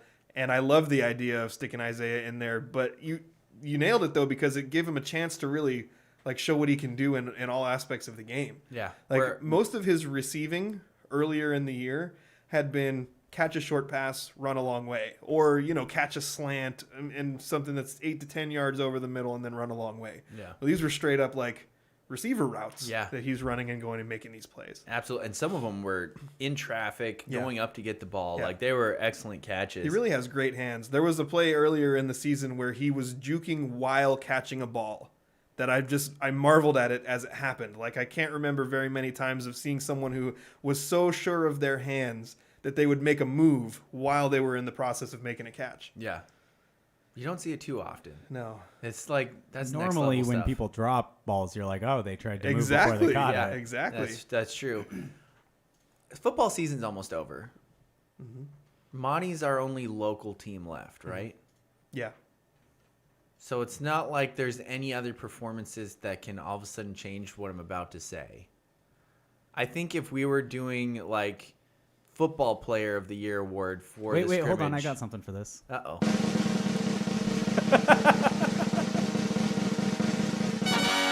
Hey, I'm going to say, and I didn't talk to either of you about this at all, but I'm going to say our Ole Penn Real Estate Football Player of the Year award would probably go to Isaiah Pierce. No argument here. I mean, shocker, right? Unless you want to count last season, which was technically this year. Maybe I should have said of the season. Can we give Jeremy Sawyer an honorable mention? Yeah, absolutely. Yeah. Yeah, Jeremy Sawyer had a huge year and I think was vastly important to that team as well. But I think what Isaiah Pierce did this year is just a step above what Agreed. everybody else did in Grace Harbor. So, And did we mention he's phenomenal on both sides of the ball? yeah, he's also a great linebacker. Yeah. So, wow, we just spent like a half hour That was gushing awesome. over. Yeah, I mean, I know you love it. And That was a favorite part of my day so Caitlin, far. watching And I have a from puppy. Alaska, says excellent use of rivalry, Daniel. oh, yes. I She noticed. I didn't even use W sounds in it at all. Do you usually? The very first time I was on the radio, very first time ever in my entire life, Ian Cope asked me about the rivalry game between Aberdeen and Hoquiam. And I said, you know, anytime you get in a rivalry game, it's just... Oh, that's a pressure cooker, Yeah. man. Whew, did not go well. You've All come right. a long way since then. Yeah.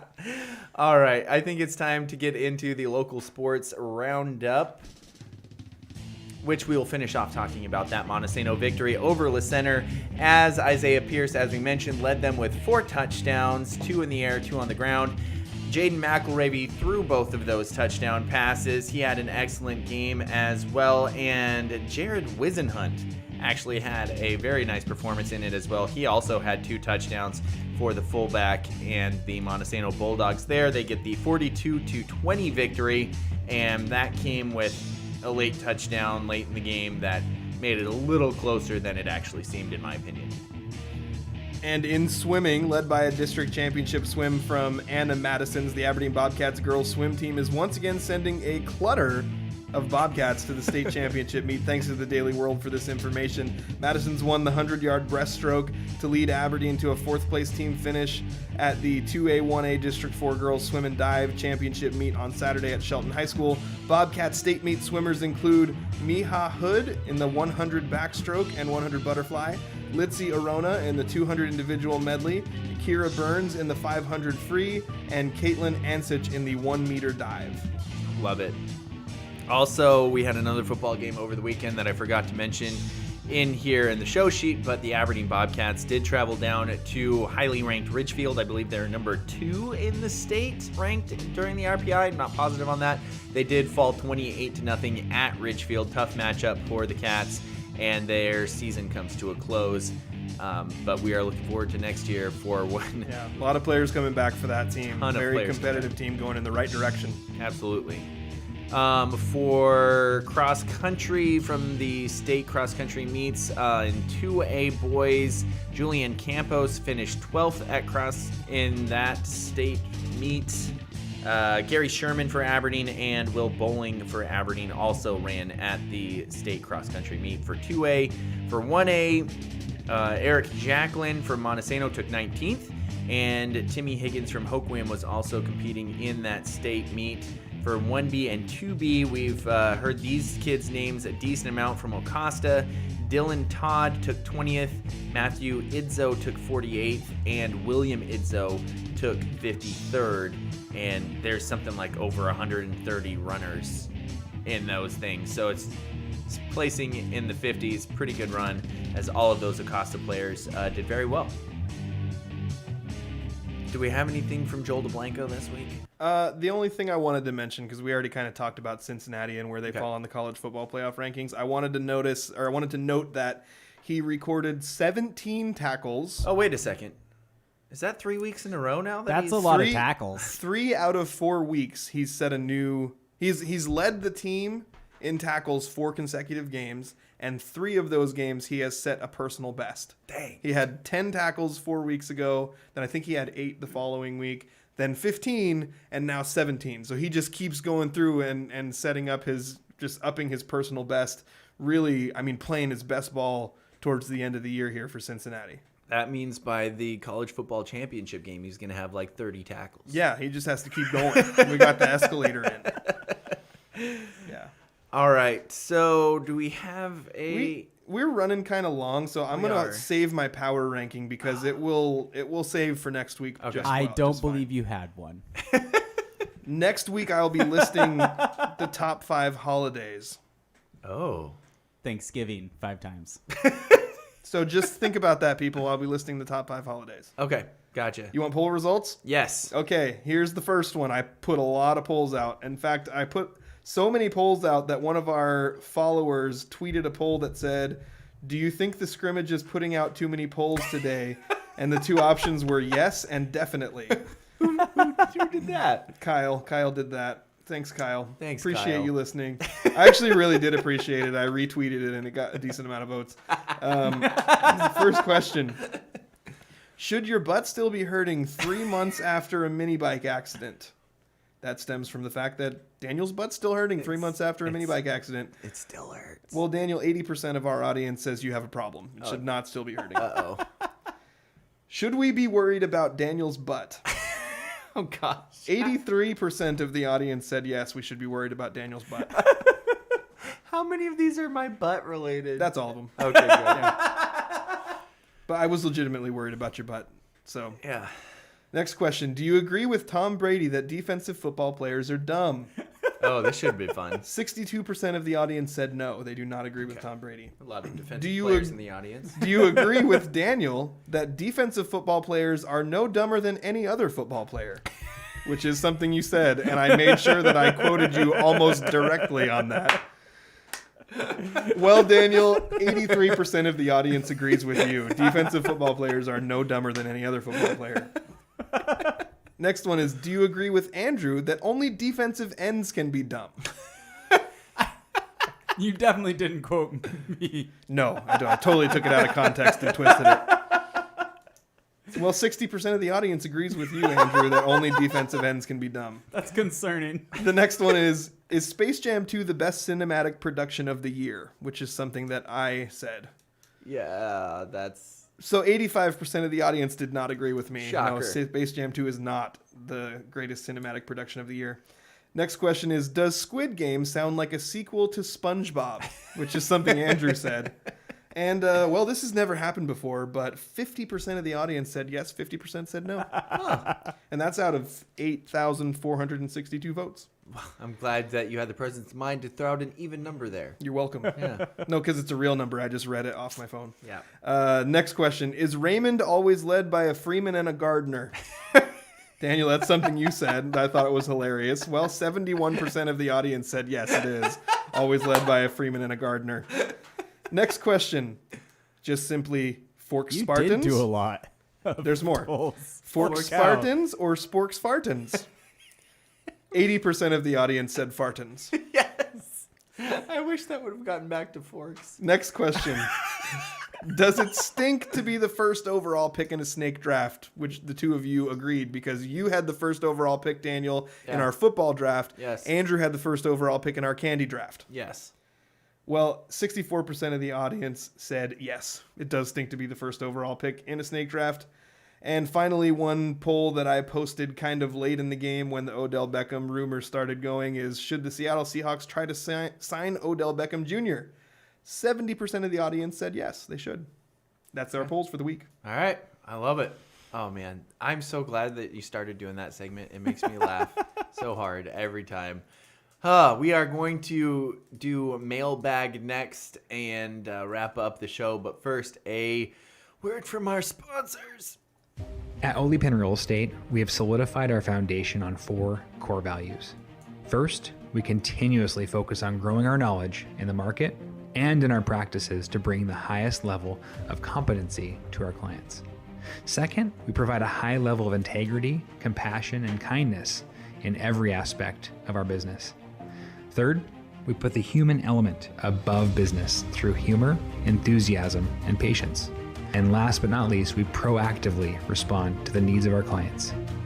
Our mission is to create a personal real estate experience, one person and one home at a time. With Ole Pen, it's personal. The mailbag. Yes, Send the us your mailbag. stuff. Send us your stuff in a mailbag. Well, Justin, we have a lot of candy discussion, I feel like, We to do. get to. Yeah, so we got, like, of all of the things we've ever done, people engage with us the most when we talk about food. That's true. So we got so many good comments on the candy draft that we did. So basically, I just put graphics up that said, here's all of our teams. We drafted candy last week. And well done with those, by the way. Thank Those you. look So great. I'm going to just say what the teams were, and then we'll talk about what the people said.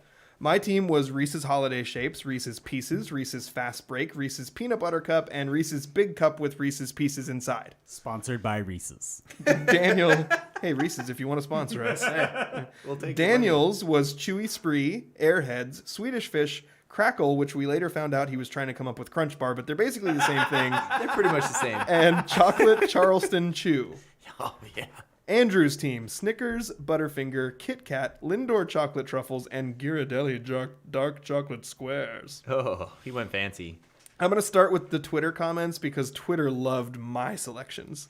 Okay, And good. Andrew said that makes sense because Twitter is a cesspool, I think is what he said. 4 people commented on it on Twitter, and all of them picked me. I'm just going to read a couple. AR Racing Videos, which is someone I know that is a friend of mine, full disclosure, said Justin wins. Justin wins, not just a win, a beating. Oh. The next ouch. comment was from Zachariah, and it says 100% Justin. Wow. The next People one really came love from those Reese's. Patrick, and it says Justin comes in as the heavy favorite and leaves lifting the trophy. Some close matchups, but in the end, too much depth for the others to overcome. I thought I loved the way he approached it, like they were actual teams going to be fighting each other. Then from Clarence, it says, Andrew and Daniel have a couple of nice players, but Justin's is dominant 1 through 5. Team Justin wins by so much they have to use a running clock before halftime. Ouch. So that was, Twitter definitely liked me the best. Facebook, on the other hand, Liked Andrew. So Rob says, Andrew understood the assignment. Daniel needs to check himself because he wrecked himself. Justin, there are other candies than Reese's, and I'm a big peanut butter cup fan. Yeah. Sydney says, I would have to say Andrew. Justin is too one note, and who even invited Daniel? Yeah. I gotta say, I'm much more active on Facebook than Twitter. I got into arguments with people. You did. Your arguments were pretty good. And then, Daniel, you argued for your variety. Yes. And then Sydney said, Spree is what's left in the bottom of a variety bag that no one wants, and they should have stopped making Charleston Chew in like 1983. I liked my response to that one. I said they probably did stop making Charleston Chew. Terza, am I saying that right, Andrew? Yeah, that's right. Says, That's my cousin. Andrew, he has the best overall selection. Lynette says, I like fruity better than chocolate, but since nobody went for the sour candies and added Sour Patch Kids, nobody gets nice things. So we got one vote for none of you. I thought Daniel was gonna. I would have guessed that Daniel would have Sour Patch Kids in his top 5. I actually consciously was surprised that you didn't pick it. I had Chewy Spree. I had that roll filled already. Oh, okay. So Jimmy says, Andrew wins, but he needs a Reese's in there. I couldn't. They were all taken. I later pointed out that he wanted fast break, but I scooped it up early, which is true. Yep. Which is why he hated the snake draft and being the number 1 pick. That's right. There's a comment from Justin that says, I am the obvious winner. Daniel and Andrew don't understand candy like I do. Gee, I wonder who that was. Also, there was a comment from Heidi that's directed towards Daniel. Yeah. That says, yours makes no sense as a collection. Yep. Spree and Airheads are such middle school candy, but Crackle and Charleston Chew are total grandpa choices. Your taste buds can't decide what age they are. You deserve all the criticism you're getting. Maybe you can claim newborn sleep deprivation based insanity. So Heidi doesn't get on Facebook often, but when she does, she goes for the kill shot. She got me. That so was good with that amazing. one. Yeah, we got So I also argued with that too. Yeah, but yeah, I laughed really hard reading that one. I did That was a get good one vote on Twitter from Kirsten, but You know, on Facebook. On Facebook, yeah. Twitter, I won. On our live chat, Daniel's sister has awarded me the win, but said that I need a Swedish fish. Yeah, and see, I had didn't I have Swedish fish in mine? Or did Yeah, I? Daniel, you have Swedish okay. fish. Exactly. Chewy Spree, Airhead, Swedish Fish, Crackle, Chocolate Charleston Chew. Okay, so I got to say one thing. My wife says Daniel's always standing up for the little guys. As I was reading through this, weird stuff, didn't I? and I was really feeling badly for Daniel because you took a beating on this, and like. So I don't know if people who know me or people who listen to the show are just so used to me and who I am. I didn't really get too much criticism for choosing all Reese's. I was shocked by that. I tell you. I think the people who are being overly critical of your list are sleeping on Chewy Spree, man. Chewy Spree. That's a good candy. And I think it is people, It is so different from normal Spree. Yeah. Okay, Normal I probably Spree is don't even bad. know the difference between the two. One's chewy and one's hard. Well, Yeah. I meant like I probably haven't had either one in long enough that I couldn't I don't know what they taste like or anything. I will buy some Chewy Spree and bring them I next won't week, like them. and then I will eat all of them, and then go, dang it, I was supposed to give you some. Your mouth will be thrashed. Totally Thrashed. Those big bags They're of Chewy sour Spree. candy? They're like tart. They're like okay. tart and sour, but they have like a sweet outer crust. Yeah. And so you're like, this is nice and sweet. Do And then they- when you chew into them, it's like all tart and Do the chewy ones taste the same as the hard ones? They're just chewy and not Crunchy? I don't know. I haven't had a crunchy one in a long time, but I think the thing is you can't enjoy the tartness when you just crunch into it and it's just gone. That I makes don't know. sense. Okay. But So I would just say that, like, so we used to go to Hoop Fest every year. We Yeah. did this for several years. Yeah. I would go an entire year without eating Chewy Spree. Then you'd have this big bag that we'd share. And it was the one thing I was like, dang it, how do every year I forget how good these are and I never have them. And I just would look forward to it. That was like the Spokane Hoop Fest snack we would share. Yeah, Because they're a middle school candy. that So I and think some of the criticism that you were getting is a little unfair. I appreciate that. Yeah, you're welcome. Also, in my defense, you guys picked teams full of the same type of player. I actually filled out the roster for playing different. Like, if you guys were picking, I guess, 5 fighters to just go in and punch people, that works. But if we're going basketball or football or anything, like, you guys picked 5 offensive linemen or 5 centers or 5 point guards. Like, I went, okay, I got my fruity, I got my tart, I got my chocolate, I've got my old school. And Airheads, I thought I was going to get more about Airheads. Airheads are definitely a middle school candy. Yeah. It is a weird, waxy substance. I'm not even sure why I like those. What you like about Airheads is you get the red ones and then you put it halfway in your mouth Yeah. and you pretend like you got a long, skinny tongue sticking out. That's what's fun about Airheads. 'Cause They it's a even middle have the school line candy. down the middle. Exactly. Yeah. I like that argument, but I just don't like those kinds of candies. Yeah, and that's fine. So I will definitely give you that. You definitely had a better rounded selection. Well, because peanut butter cups are indisputably the best kind of candy, I knew that there was going to be a bunch of peanut butter cup lovers out there that would go for my list. And Andrew had some really nice fancy candies on there. I think that was the problem. I didn't have a good heavy hitter. Like, I went Chewy Spree. I went off the board. I went off the board with all of them. Yeah. Like, I didn't have a Snickers or a Reese's or a Lindell chocolate truffle. Lindor, whatever it is. Well, you guys might have saved me because if Jules Daniel is giving you points for variety. Daniel, My family helps, okay? your sister is coming on here and encouraging you. My sister went on there and annihilated you. That's true. Yeah. And historically, I would have thought it'd be the other way around. Interesting. I love my sister, but usually she just demolishes me in arguments. And I'm not saying that's a bad thing. I'm just saying she's really good at Oh, arguing. I've never lost an argument to my sister. Because either I But- win or I or quit you- because it's unfair. There you go. Yeah. I was going to bring that up, but you did it Yeah. yourself. Yeah. So we have one more thing on here, but do we have enough time for me to tell a story? Or Yeah. should we? Okay, so Well, I don't know, Andrew. Do you want to go to bed or do you got time for a story? yeah, what time Bet is is for losers. All right. it? All right. So this week, was it this weekend?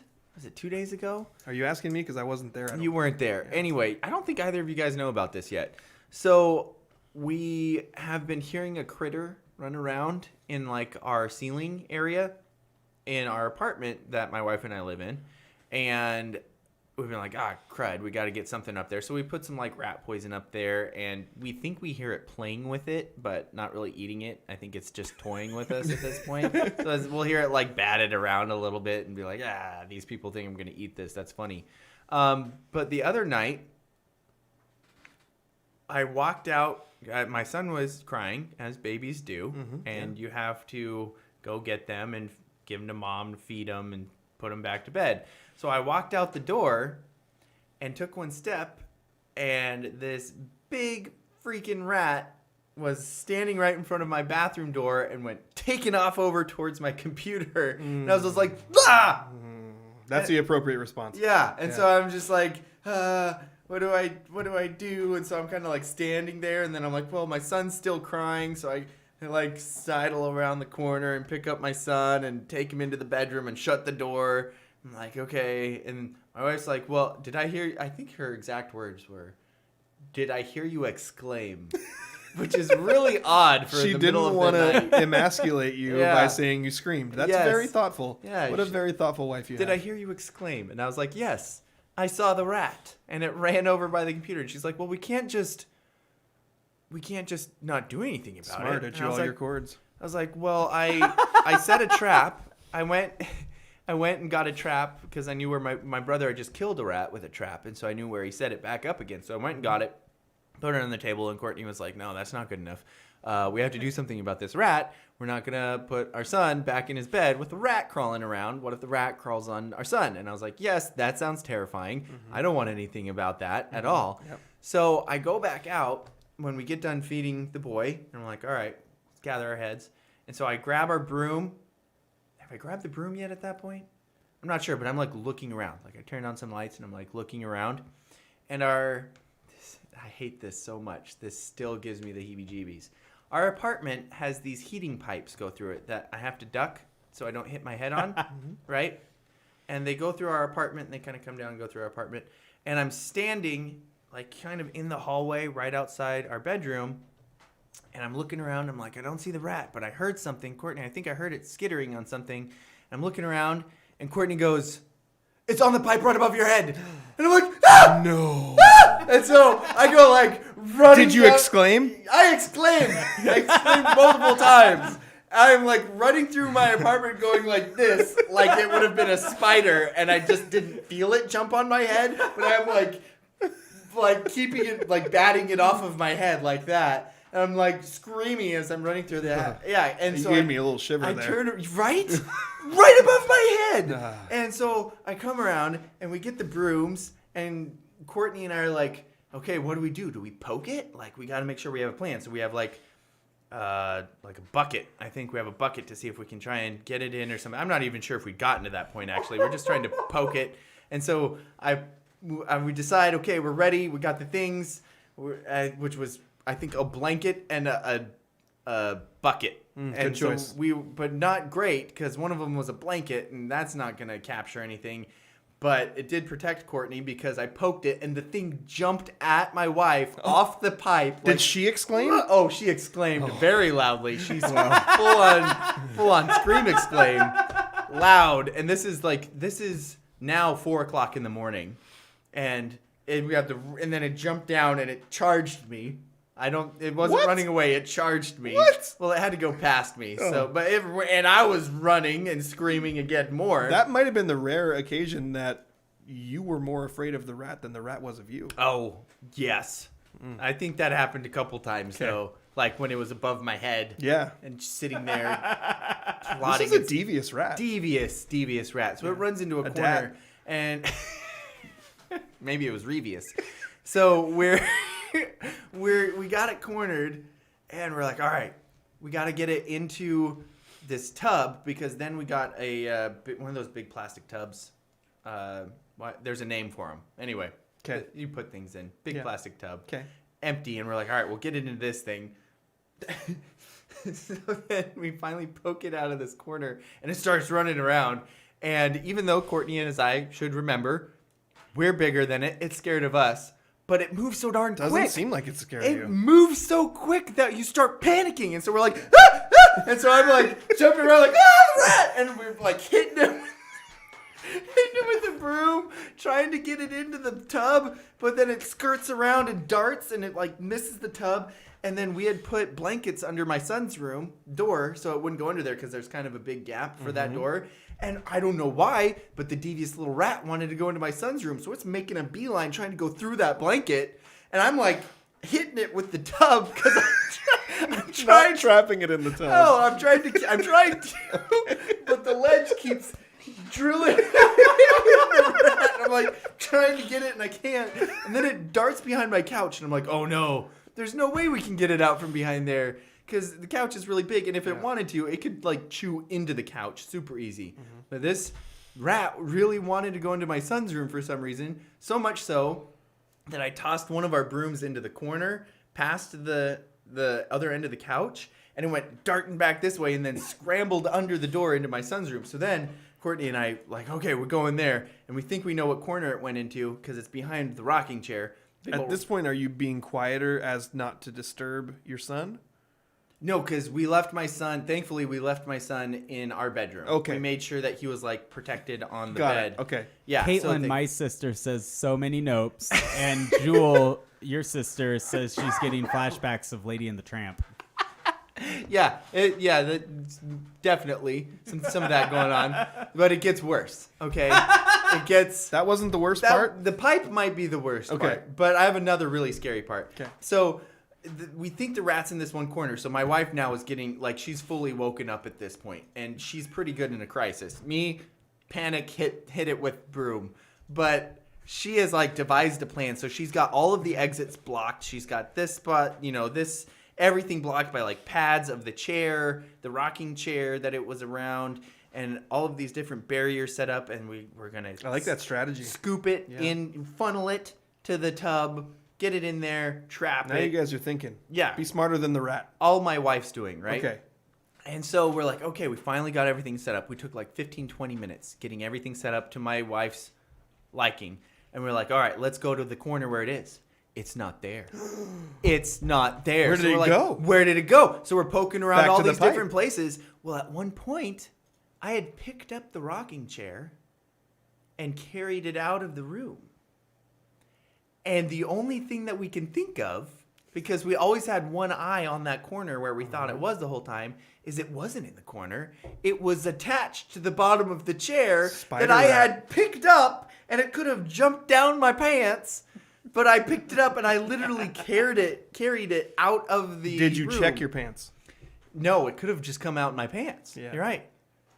My Spider little brother, rat. Spider rat. Yeah. my little brother once had a rat in a similar situation where it was running around go up his pajama Ah. pants. I have never. He literally screamed, jumped, and Exclaimed. threw his pants down onto the floor, one motion. Yeah. My brother's really athletic. Super athletic. It was the fastest I've ever seen, and I can even imagine anyone losing their pants. I was It going to say, it how was many times have you amazing. watched someone disrobe? Yeah, I have that off. Especially not trying to be super fast. So at that point, it runs back around towards my computer, but it stops next to our toaster oven, where our toaster oven's on something, the cabinet that's on holding our toaster oven. And I just see its tail sticking out. Can I just say that you look exhausted from telling this? Yes. So imagine me at 4:30 in the morning now, because it's now 4:30 in the morning, and I'm just sitting on the tub, Brutal. staring at the tail. I'm not losing sight of it this time to set up any barriers. Courtney, if you want any barriers, you're gonna have to set those up. I'm watching the tail because I don't want it to escape again. You've had an attitude change. You've gone from scared to angry, and you are not letting this thing get away from you. And then Courtney goes, "Should we call your brother? 'Cause we need another body down here." And I'm like, "It's 4:30 in the morning. I don't think his phone's even on." But apparently my brother has a thing where if you call him multiple times, He didn't then hear it comes you? through. No. Well, Jess heard us. Okay. But she just heard thumping and was really confused when she went downstairs and saw that Tassie, their dog, hadn't ran around at all because it sounded like thumping was going on. Got it. So I called my brother, and he's like, "Hello," because it's 4:30 in the morning on Sunday. I can't remember what day it is, but They all super run late. together. Yeah. And so he comes down, and he's got a garbage can, like a normal small plastic garbage can, and I don't know what it was. Flooring, maybe? Anyway, So now, something to in slide addition under it. to the blanket and the tub, you And the tub also and a have bucket. a bucket and Yeah. and some flooring. Yes, and some flooring that you All can the best slide under rat it. catching tools. Yes, exactly. Great minds. And so we're like, okay, Courtney goes to check on the baby, make sure everything's still good with that. And Jimmy's like, all right, well, I got my tub. And there's so many things that the rat could now run under and make it really difficult to try and tub him. But so I'm like, whatever. You just verbed the word tub. Yeah, so I poked the rat, and it goes running out, and it skitters around our little island thing in our kitchen, our little wheelie island spice rack thing, skitters around that, and runs smack into a chair. Drills its head and kind of staggers a bit, and it just goes thump and catches it. That's what you needed the whole time. Yep, scoops the lid under it. I take it outside. I take it across the street, across a park, chuck it into the woods, and we finally got the rat. You needed that little rat to get a head injury, Yes, and that's what ended it. concussed rat. Finally made it so we could catch up to it. So, bet you didn't think it was going to be a 20-minute rat story when I put rat story on. That was the highlight of the show, if I'm being honest. I really liked it. I think I'm going to have nightmares about the rat just standing right above my head. Because remember, I have to duck to go under the pipes. It's a terrifying image. So that means the pipe is like this hit. So I'm standing here, and the rat was literally like right there. I'm kind of impressed you didn't hit your head on the pipe in the panic. Right? Yeah. Me too. I exclaimed. Yeah. All right, so I think that's gonna do it for our show today. You're amped up. You're not going to be able to sleep tonight. Not at all. Especially if I hear more rats. Yeah. I hope not. Ugh. All right. Seriously, don't like it. Yeah. It was long. It was big too. It was probably the body was probably like that big, and the tail was probably the same length. So total. This is a 2-foot rat? A tat? So my brother says I'm exaggerating when I say it was that big, but to me it looks that big. Okay, well, for me, I always Tat. say that every spider I see is as big as my face. So Are you sure it's not a twat? A 2-foot rat? I knew. Mark it. We'll cut that part out. I'm pretty sure it's not bad unless you pronounce it differently, right? So, Jewel says she's putting together a PDF of those rat hacks right now. It can be a freebie for the listeners. thanks for listening to our show today. This is The Scrimmage. I'm Justin Domashevitz. My co-host Daniel Hargrove and our trusty producer Andrew Gross is also here with us. Oh. Thanks to our sponsors, the Law Office of Jeffrey A. Domashevitz and Oli Penn Real Estate. So for my co-host Daniel Wivelwee Hargrove And my co-host Justin Gimli Domashevitz. and my co-host or my co-host / producer Andrew the Odell Beckham hater Gross. You've been listening to The Scrimmage. I'm crying. Let's have an exclaiming contest. Let's see how it sounds like when everyone exclaims. Daniel, you go first. Andrew?